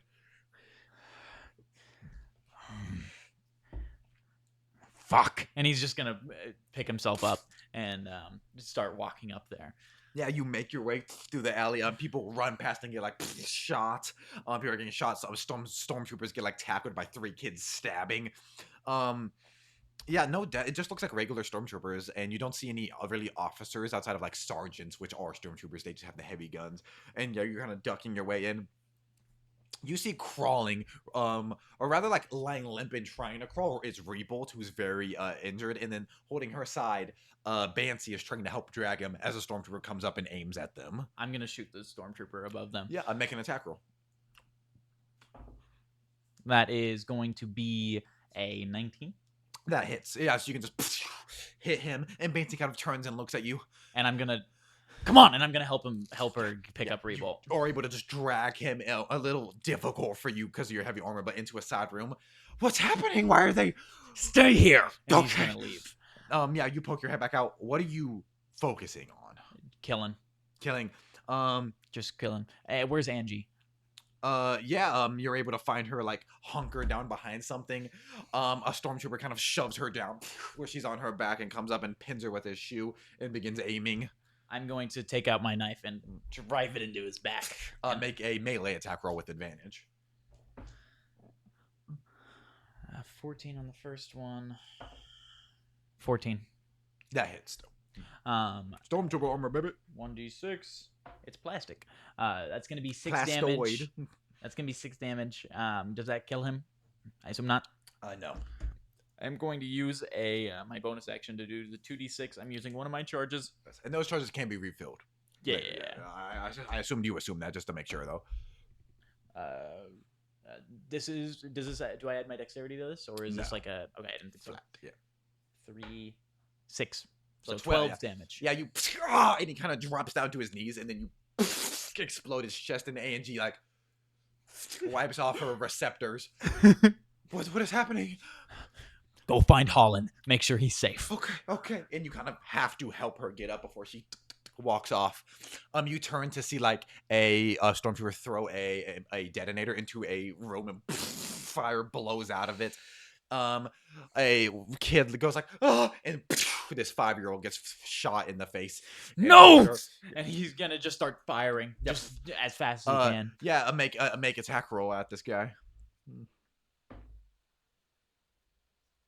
19. That hits. Yes, a roll damage. 2d10 on this one. That is going to be a 9 damage total plasma. Oh, yeah, you hit him through the head. You turn, like, you look at the kid and then turn. Jaglio, who's a little human woman and has a bow staff, is like fighting 2 of them at the same time, stopping each of them from like aiming their blasters at him. She hits one in the neck and kind of kicks him into the water. And then the stormtrooper grabs her. She's right next to the water that you dived in earlier, and then she gets a gut shot, but then she like stabs her bow staff into him and pulls him into the water too. And you're looking, it's bad. This is a full frontal invasion, a burning of the white worms, destroying the den. Fuck. Does he see the Imperial captain? Oh, you want to go looking for Slero? Is he in this room? Make a perception check. Because just so you know, because it would make it very cinematic, Jup is about to give himself up so that no more people die. Okay. Just in case that makes you make that decision better, or helps you make that decision. Perception check. That is going to be a 14. Yeah, you like desperately want to do that, but you do not find him. You're looking and you want to. You're like, just stormtroopers running on fire, blood, water, mud. It smells awful. Soot is filling the area. Angie comes up with Holland, like just holding him. What's happening? Is Holland awake? Yeah. He's like holding on like a child, even though he's like 9 or 10. What's happening? I have to give myself up. I need to find them. He starts taking off his armor. You take this, hold it for me. They'll just kill you, won't they? Probably. Why would they stop? Yeah. They're not going to kill all of us. If you die, I'm not safe. No one here cares about me. Please jump. Angie will protect you. I promise. And Angie, like, nervously looks between you two. Angie, please. Do this for me. And he's by this time, he's fully taken off his armor. And he puts it in Holland's, holding it against Angie, I assume. Did you see where the man in gray went? Yeah, at any points, and it's like down a side corridor that leads to one of the main entrances. He also leaves his E11D blaster. Yeah, you just Um, drop your gear down. Yeah, yeah, just everything. Yeah, yeah, everything. yeah, please. And Andrew just like holds him tighter, I'm sorry, and he's kind of gonna. fighting against him, trying to get free. Yeah, Jup is gonna grab the back of his head and like hold his forehead Mhm. against his. I'm I'm sorry, and he's just gonna leave, go down the hall with Yeah. nothing on him So except yeah, his you flight suit. you do heavy footsteps, breathing hard. Eventually, you come to one of the main entrances, which is normally blocked by a big like metal panel, but that panel is free now. You kind of cover, and you hear a voice go, "One of the worms!" And you turn and just hoping you don't get shot. See two stormtroopers approaching, and you hear a voice go, "Leave them, bring them to me." And you get grabbed and drugged. And looking up through the light, which you now realize is just the neon light of the street, you see this man looking down at you. He looks about a decade and a half younger than this. You Um, fucker. like I said before. Oh wait, it wasn't an Imperial guy. Oh wait, he. I don't remember. Yeah. Um. Yeah, looking down at you with like disgust in his face. You were the one that infiltrated the opera house, no? Yes. I can work for you. I can kill for you. Whatever you want. If I can do that, you know I can do more. The Worm mentioned a Han Solo. Do you have information on him? Yes, I do. He last time he was seen, he was on, and I say the planet. We can get into that later. And he just pulls out a little taser. And you try to hold on to your consciousness, but you fade out. And your body gets dropped. And Slero just looks down at the body and burn the rest. Kill whatever you find. And he, one stormtrooper nods, and another one picks him up, and a transport comes, and Jump gets tossed in the back of a ship. The fact that Holland was just like he was always right every single time, I like a lot. Jup just I think Jup's a little bit of an idealist.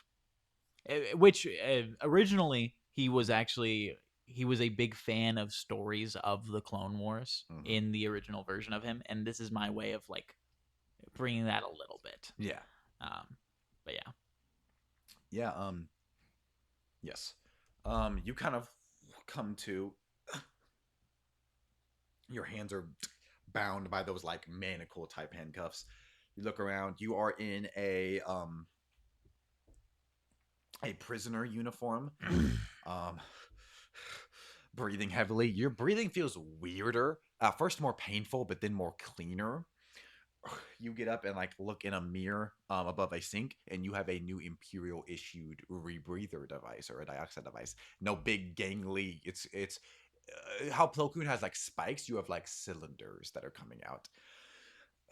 It feels painful to breathe in clear, basically. And you look and you're bruised heavily, and you don't know what time it is. You feel starving, and you're just in a little prisoner cell. Fuck. He is just gonna start looking for somewhere to get out. He looks at. I assume there's a grate up at the top of the room. Yeah, make a perception check. You can check that. You can check the toilet. Yeah. I imagine there's a camera in the corner, and it's just a time lapse of him like trying to jump and like going messing around with like, stuff. pounding. Yeah. What it was perception? Yes. That is going to be a 22. A 22. You find so on a 22 in an Imperial prison, you find places you could escape if you had the tools, which isn't a bad idea considering you might be here for a long time. The grate is the best way to go, probably. The only issue is the camera could definitely see you, but it is the easiest to pop off. Yeah, definitely. But then behind the toilet would be a quicker way for you to get off the maps, because plumbing maps would not be the same as normal maps, but it would be difficult for you to etch along the entire thing and move it. Yeah. A couple hours pass. And then you're just sitting in bed. What do you think you're thinking of? Angie and Angie. Holland, hoping that they're alive somewhere. The door opens, and that man, Slero, comes in wearing an Imperial uniform. I don't look up. I'm just sitting there staring at the ground. We ran your credentials through our system. Not a lot of hits for Jup Cormel. A few stories, though. Such as? It looks like you're good at getting yourself into trouble. I always am. That might be what we're looking for, though, luckily for you. We should kill you.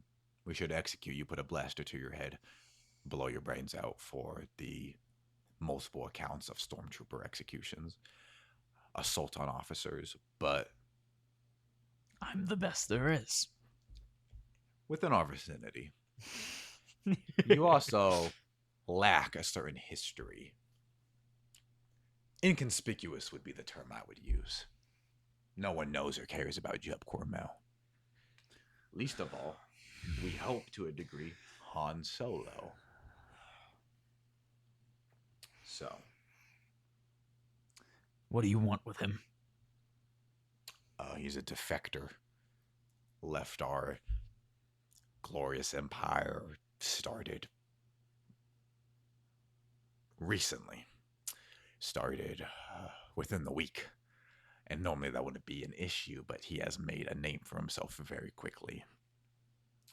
We have many defectors, but defectors that go on to do a large job immediately get engaged with factions like Crimson Dawn, the Infus Nests crew. You don't need to know that for now. Did anyone survive? No. But you could survive. He's gonna like grip the bed sheets. Like every muscle in his body is tensed.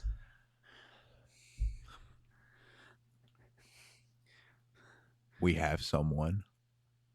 Who? And he turns and like waves, and getting drug in and dropped in front of you with her hair shorter length and bruised is not someone you've seen recently, someone you saw years ago, Cassina. She looks up at you. You guys last saw each other mid-teens. You're now late teens, early 20s. Her face is busted open. She's in your file. I assumed you were dead. I kind of want to be. He's jump, like, don't he's tell gonna him run anything. over and like hug her. Beep. Laser door gets put there, and you burn your hand against it. Fuck! Fuck all of you! Our information implies that this is the last living person you care about. So if you want to see her again, and he pulls her hair back and puts a knife to her throat, you're going to play nice. It's whatever you want, Cassina. And then a stormtrooper comes in, a stun shot into her back, and she drops.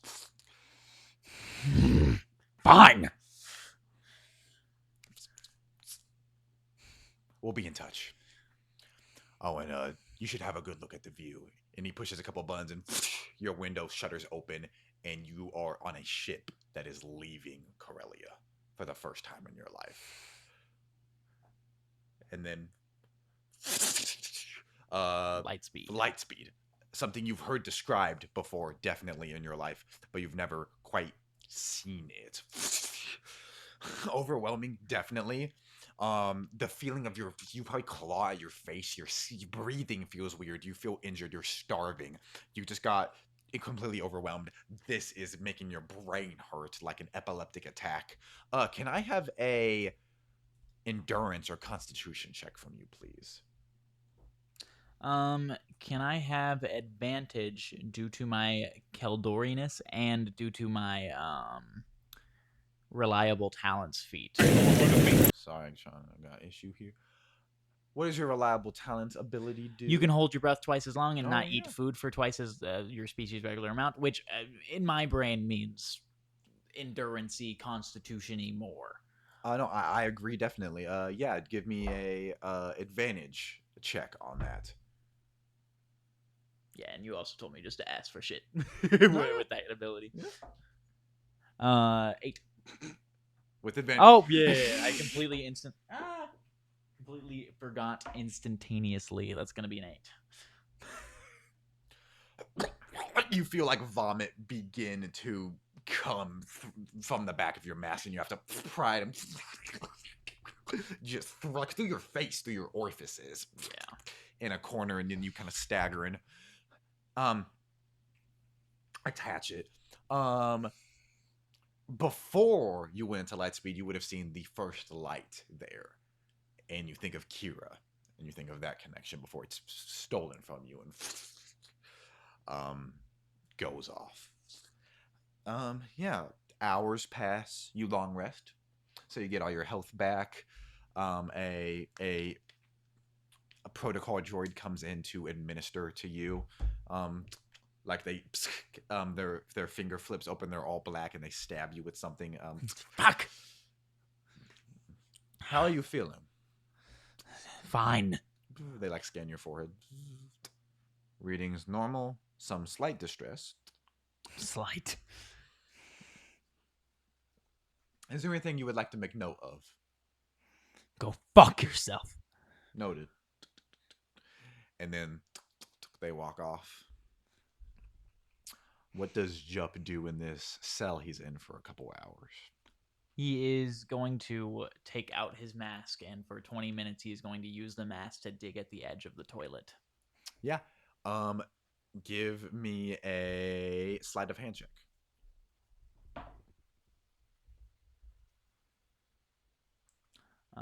That is +7. That's going to be an 18. Yeah, you get a decent amount of work in. Now give me a check again with your dex and your pro for the distance you like get, because you get the technique down quickly. Ooh, and that's going to be a 25. Yeah, you get like a third of the possible process done before you hear footsteps approach, and you have to like wipe it off, put it back in, sit. Slero comes in. We are going to be over the last sighted location of Han Solo soon. Are you understanding what your goal is here? Bring him in, I assume.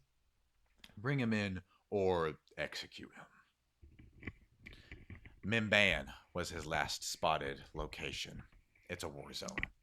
You'll talk to some of the officers in charge and see what they saw last. He escaped here with a freight carrier, so there should be a paper trail to follow. We are giving you a ship for your own. We're giving you credentials. You will have a tracker placed in you as well that can be located throughout all of the known galaxy. The known galaxy, from the outer regions to Hut space to the heart of the Empire. And if anything happens we don't like, it can execute you via electricity in a moment's notice. Do I at least get to pick what weapon I have? If you'd like. I'd like an A180 blaster rifle, configurable. We have your gear. We believe it's yours. We picked it up. There was an A180 among the White Worm's gear reconfigurable settings. Where did you find it? Upon the ground. Yes, whatever you found, I can take. You'll have a couple of my guys picked through it, but you'll have mostly the entirety of the White Worm's inventory to take from, and any thermal detonators or anything else you'd like requested. Okay. As well as Imperial credentials to show your way. Okay. Is whenever I look through the items, So we cut to you like very quickly.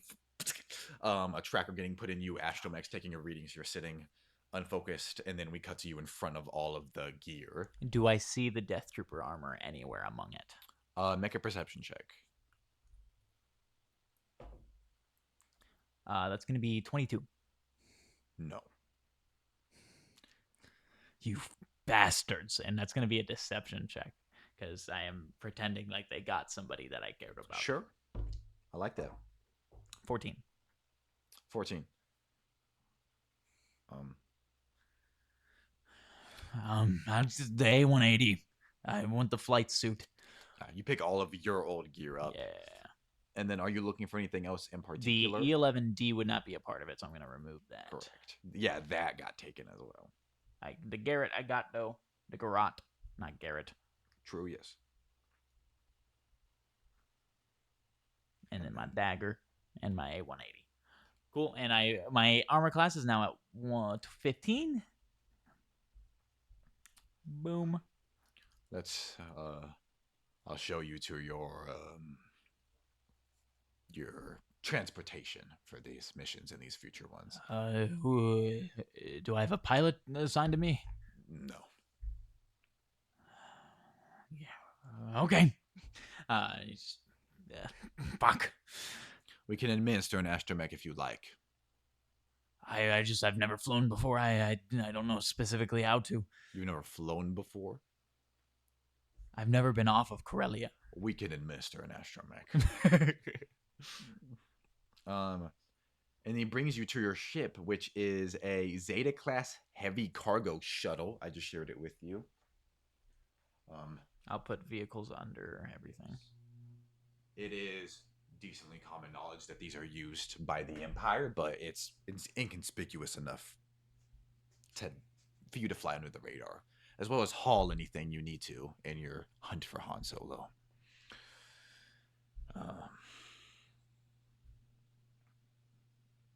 Sorry, I'm copying. Okay. Where am I heading first? Tatooine. Mimban, the last side location.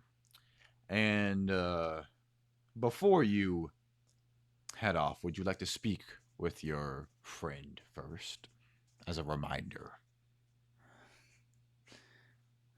No, you can have a laser wall, but can we be alone, please? We can do that. He pats you on the back. And yeah, you get brought to Cassina's cell. The door's open, but the laser wall is there in the middle of them, and she like looks up, her face injured. And the doors get shut behind you. I tried to forget you.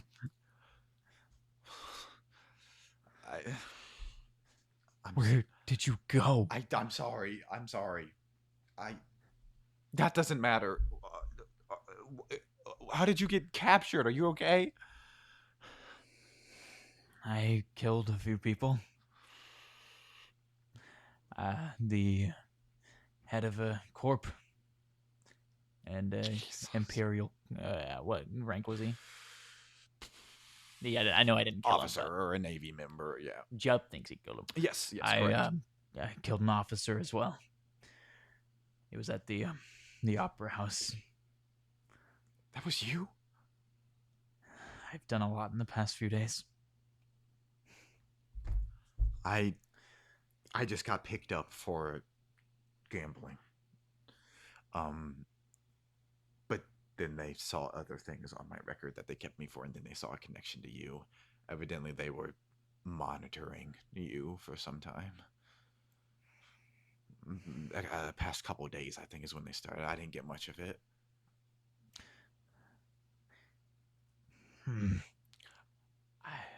I could... Holland says hello. I could probably convince them to let me come with you. I have slicing knowledge you don't. I'm better with people. Can you fly a ship? More than you can. It would be less money than an astromech. They'd make you pay for it? They don't want to pay for one, I assume, in case I break it. Yeah, that would work. I assume. If that's possible, I... Fuck! I'm sorry. No, this isn't your fault. None of this is your fault. I didn't even. We lose so many people, I assumed. It was not your job to look for me, Joe. You would have me. But I left you, and you wouldn't have left me. So let's just move on from that for now. Talk to your guy, see if he'll let me come with you. And then we'll see what happens. And she kind of gestures with her chin towards a camera in the corner of the room. Yes, we both know that Han is better than both of us. We would need both. I'll go ask. Yes. And he stands up And you come back out, and Slira is sitting right there, just like talking to another officer. Are you done? Yes, we have a request. We both understand Han's ability. He's always been better than us, and with the training from the Empire, I doubt my abilities. And she can pilot a ship. It would be cheaper than an astromech to have her go with me. Make a persuasion check with advantage. Natural 1 on the first one, thank you. That's going to be 15. Very well. She'll have to go through the same process, get her shots, but as long as she agrees. That sounds fine. He's like grabbing at his clothes. Like, but tomorrow morning we should be arriving in the Midman system, and you can depart on your cargo shuttle. Okay. Can I be escorted back to my room? Quite. And 2 stormtroopers take you by the arms, and then you sit there. You have an entire night to do whatever you want before in the morning. I just get the toilet to where it can be moved, and I leave it to where it is. If you do not long rest, you can do that. I've already long rested, and I haven't used anything. So you're able to successfully get it to that point. Cool. And I just leave it, and I wait. And you get brought forth in the morning. Cassina just has her regular clothes on, like her jacket and like jeans and fingerless gloves. Her bruises have healed a little better. Stormtroopers in pristine armor, officers in pressed outfits surround you, and both of you guys are kind of tracking dust through here. Slero comes up. You both have your objective? Yes. Bring me Han Solo, cold or warm. Okay. He pushes buttons that let the back door of the cargo shuttle exit, and you guys get up on it. And Cassina kind of wrings her hands, checking for cameras in the ship and things like that. I don't think they care. I don't see anything. No. I mean, she sits down, and begins turning on the shuttle. What reasons would they have? Yeah. They can track us. There's no escape for us. We have to kill a friend. Let's not focus on that right now, Jup. We can deal with that when we see Han, if we even do see him. It's one thing when it's to better my own station, but for the fucking Empire. She pulls you into a hug, over your shoulders, with both of you sat at the piloting. We're not gonna do that, Jup. What? But for now, we just need to just begin the process. But there's got to be some surgeon out there that can cut these out of us without us dying. That's the only option, so that's the only thing that we're going to do. Because we're not killing Han, right? Chop. How many people have you killed since the last time we spoke? They weren't Han. Han watched over us. How many? Whatever decision. Give me a number, Cassina. 8 or 9. How many do you think Jup has killed? Twice that. Another doesn't mean as much. We don't have to kill him. It's just another job. We'll deal with that when we get to it. We don't know if they... Okay, Jup. Don't whisper. Okay, Jup. Okay, Jup. Okay, let's go. And yeah, she begins kind of pissed. She has like a DO-44 on her hip, a blaster pistol, heavy blaster pistol, like another knife in her boot, and the Lambda class shuttle, or not Lambda class shuttle, the cargo shuttle. Or no, so you guys wait for the star destroyer to enter orbit first, and then you guys depart. And yeah, heavy shadows, heavy explosions. She's gonna make a pouting check with advantage because I assume you're gonna help her. Yeah. This is out of character. I know you've already decided on the title for this episode. Um, I think it should be "We're Not 14 Anymore." I like that too. Maybe both. I don't know. I don't know. Something of age. Mm. This interaction's I really like the good. stars are calling because you guys have like wanted to leave the entire time, and they have called to you, and I now it's agree. on someone else's terms. I like this character interaction a lot. Well, I like Casino a lot because yeah, it's gonna continue. So we'll play Jump in the future. It might be months, but the next two sessions I have planned, the first one is called The Hunt for Han Solo. The fourth one could focus heavily on your age dynamic, and that could be the. I think Cassina has not changed, and I think agree. Jump. Jump. I think I Jump think Mario is not the person she knew. I agree. But anyway, She successfully pilots and skids to a land, and I sent my transponder code, but they didn't reply. And she like gets out of the cargo shuttle and goes, they should be in there. I don't know why. The station explodes with Imperials in it, and mud troopers run up and go, "Get down!" And you guys have to like run and duck behind cover as explosions are happening. Who are you? I said Jump Cormel, and I'm gonna pull up my Empire scan docs that he gave me. Yeah.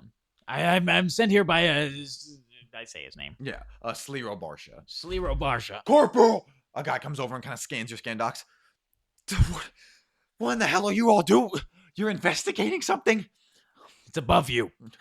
Okay, we'll clear an area to where you need to go. Yeah. And he orders some mud troopers, and they go. And one guy, like a Rhodian, comes up and goes, "Once we start running, we cannot stop. Okay." Okay. Give me a athletics check as the four of you begin running off. Yeah.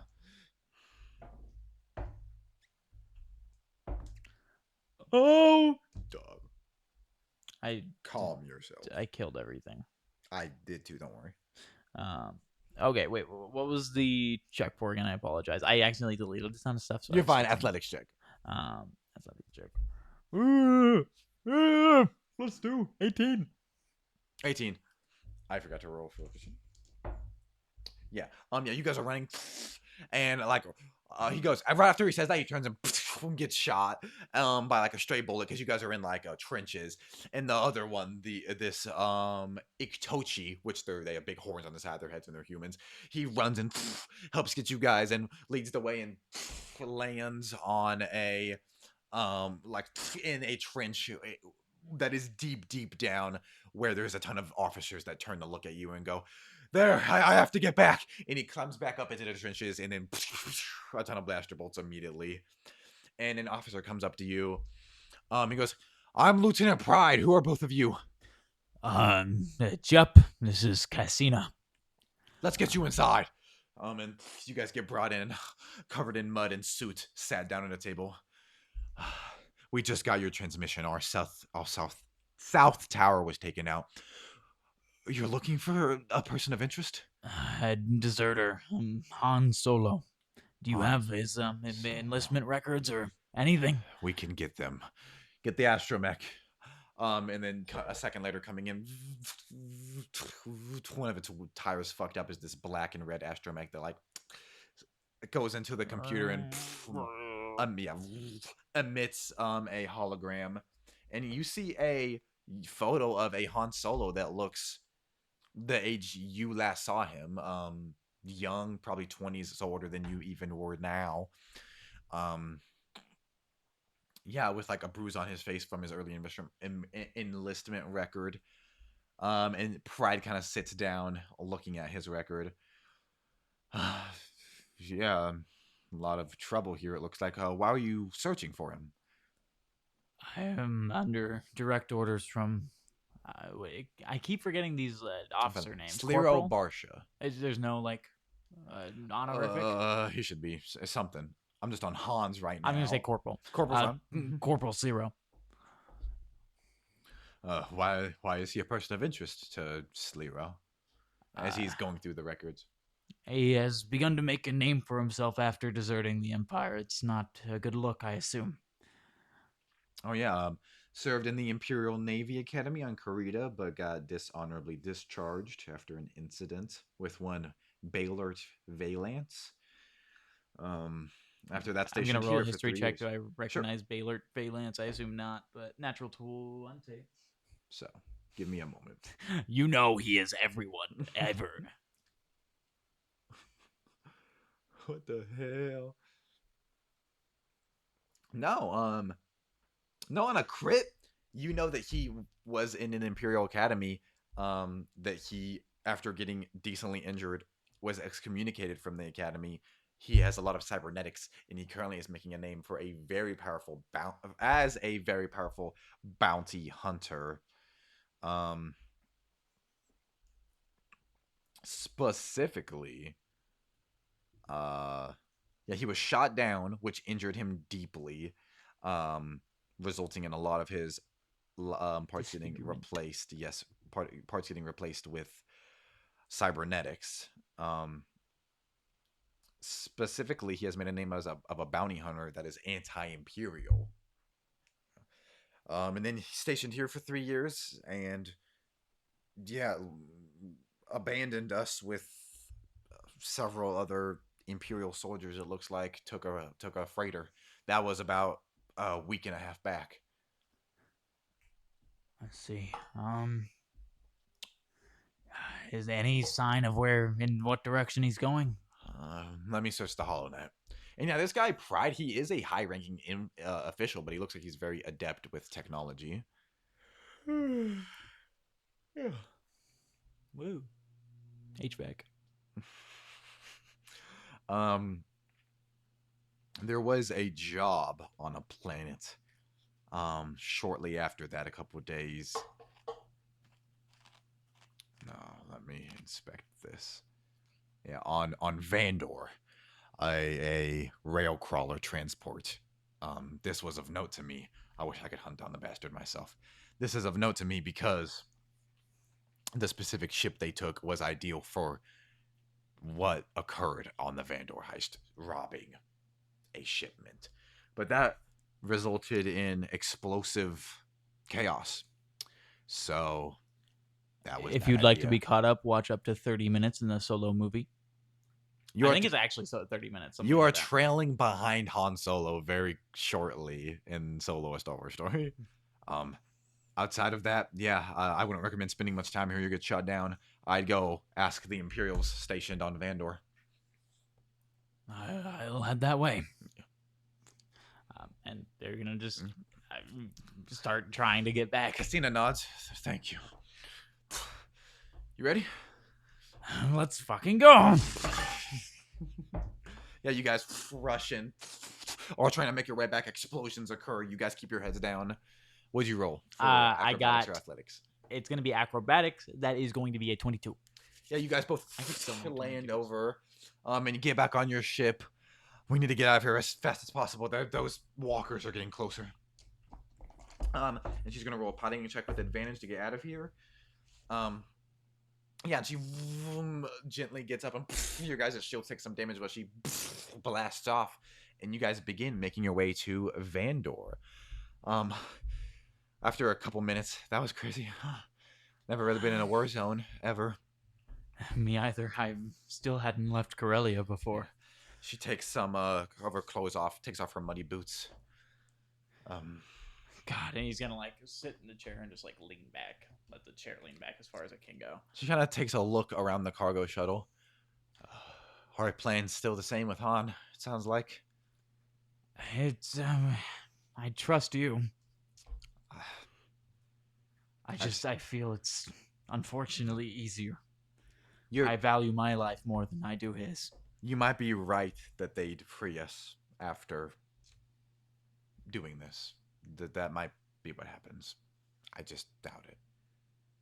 If you've been under their thumb for longer, I trust you. Not the Empire specifically, just other people like them. If you want to search for something, we can, but following the trail is how we stay under the radar. I agree. Yes. And she's looking around and she opens a door. She's like, "Oh, I guess that this is kind of a personalized shuttle." And she like looks at a shower in there. I'm gonna pop in here. She begins like getting undressed. I guess feel free to join. And she comes in and shuts the door behind her. And you just kind of sat there with your hands shaking, probably behind the piloting. Yeah, he's just gonna start tapping on the navigation terminal and just seeing what planets are around Vandor as well. Yes. Yeah, make an investigation check, or just roll and add your intelligence as you're trying to get through all that. Intelligence, And proficiency, yes. natural 20. Oh, dear God. So That's like 4. You don't have to count it. Uh, I feel like I'm cheating. It's another day of good Ashton rolls. no, there's a planet called Nixor in between that has spaceports that are very poorly maintained. The technology on it is very ancient. It dates back to the Old Republic, so that is not extremely ideal. Can you make the lucky feat as soon as you can so I can take it for Jeff? It fits way too well. Every time I play him, he rolls insane. Every time. No, yeah.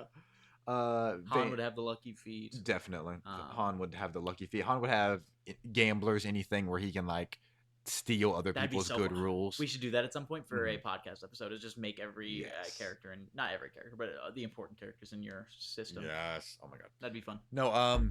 Yeah. In between Vandor and even then, Minban is the biggest planet nearby, and it's just because it's the site of a war. The other planets are very similar to Vandor, where they're out of the way, unimportant in some Imperial stations. And it's also cool because every time he needs information about something, he gets a natural 20. I think what we can say is that he just spends a lot of time on the HoloNet. I agree. And just he spent so much time researching everything except Corellia because he just didn't want to be there so bad. I agree. Yeah, so you just sit there nervously, like tapping, reading up on information as the shower runs and the cargo shuttle goes through space. Unless there's anything else you would like to do, this is currently the end of Jeff's story with session 2 of Ballad of a Scrumrat, The Stars Are Calling. Is there anything else you'd like to do before? The end of the episode would be the camera just sitting on the dash, him like just tapping, and he's like, he's gonna get up and walk into the shower. Yeah, that door shuts and closes. And if this was an animated thing or a live action thing, regardless, Alden Ehrenreich would probably voice Han Solo in a cameo. Of timeline wise, yeah. I'd get it incorrect because I don't have it off the top of my head, and I don't want to spoil what point in the story they are at for you. But whatever Han, Chewie, Tobias Beckett, Val, whatever they're doing, just a quick cameo of that probably. Maybe even just walking through somewhere and him looking behind him and then continuing. Yeah, that'd be cool. Yeah. Well, that is the end of session 2, Ballad of a Scrumrat. Probably for at least a month, we're going to focus on Ashes of Winter and Dark Tether. I love. Yeah, if you are not currently watching those, you should. Specifically, Ashes of Winter is my favorite thing other than our main series, The Coral Council, that we're doing. If you are a fan of Game of Thrones at all, or a fan of A Song of Ice and Fire at all, I think it is a great stepping in point to the history of it. It takes place in 235 after Conquest. Aegon is king, young Aeg from the show A Night of the Seven Kingdoms. Sir Duncan is on his Kingsguard, and we follow Corlys Corbray, a knight, Wat Rivers, a bastard ranger, and Taegon, a Targaryen bastard schemer. Yeah, and then Dark Tether, you play Dominic Novikov, who is a kind of Venom parasite inspired. You have an alien in you. You're the bonded superhero. Have you watched it yet? No. I've watched like synopses and the ones we've done for the information. And then I won't go over what all we're doing in our main D&D campaign, but in our main D&D campaign, we are playing pirates. You are currently playing Tutri Volanti, who is a water skeleton.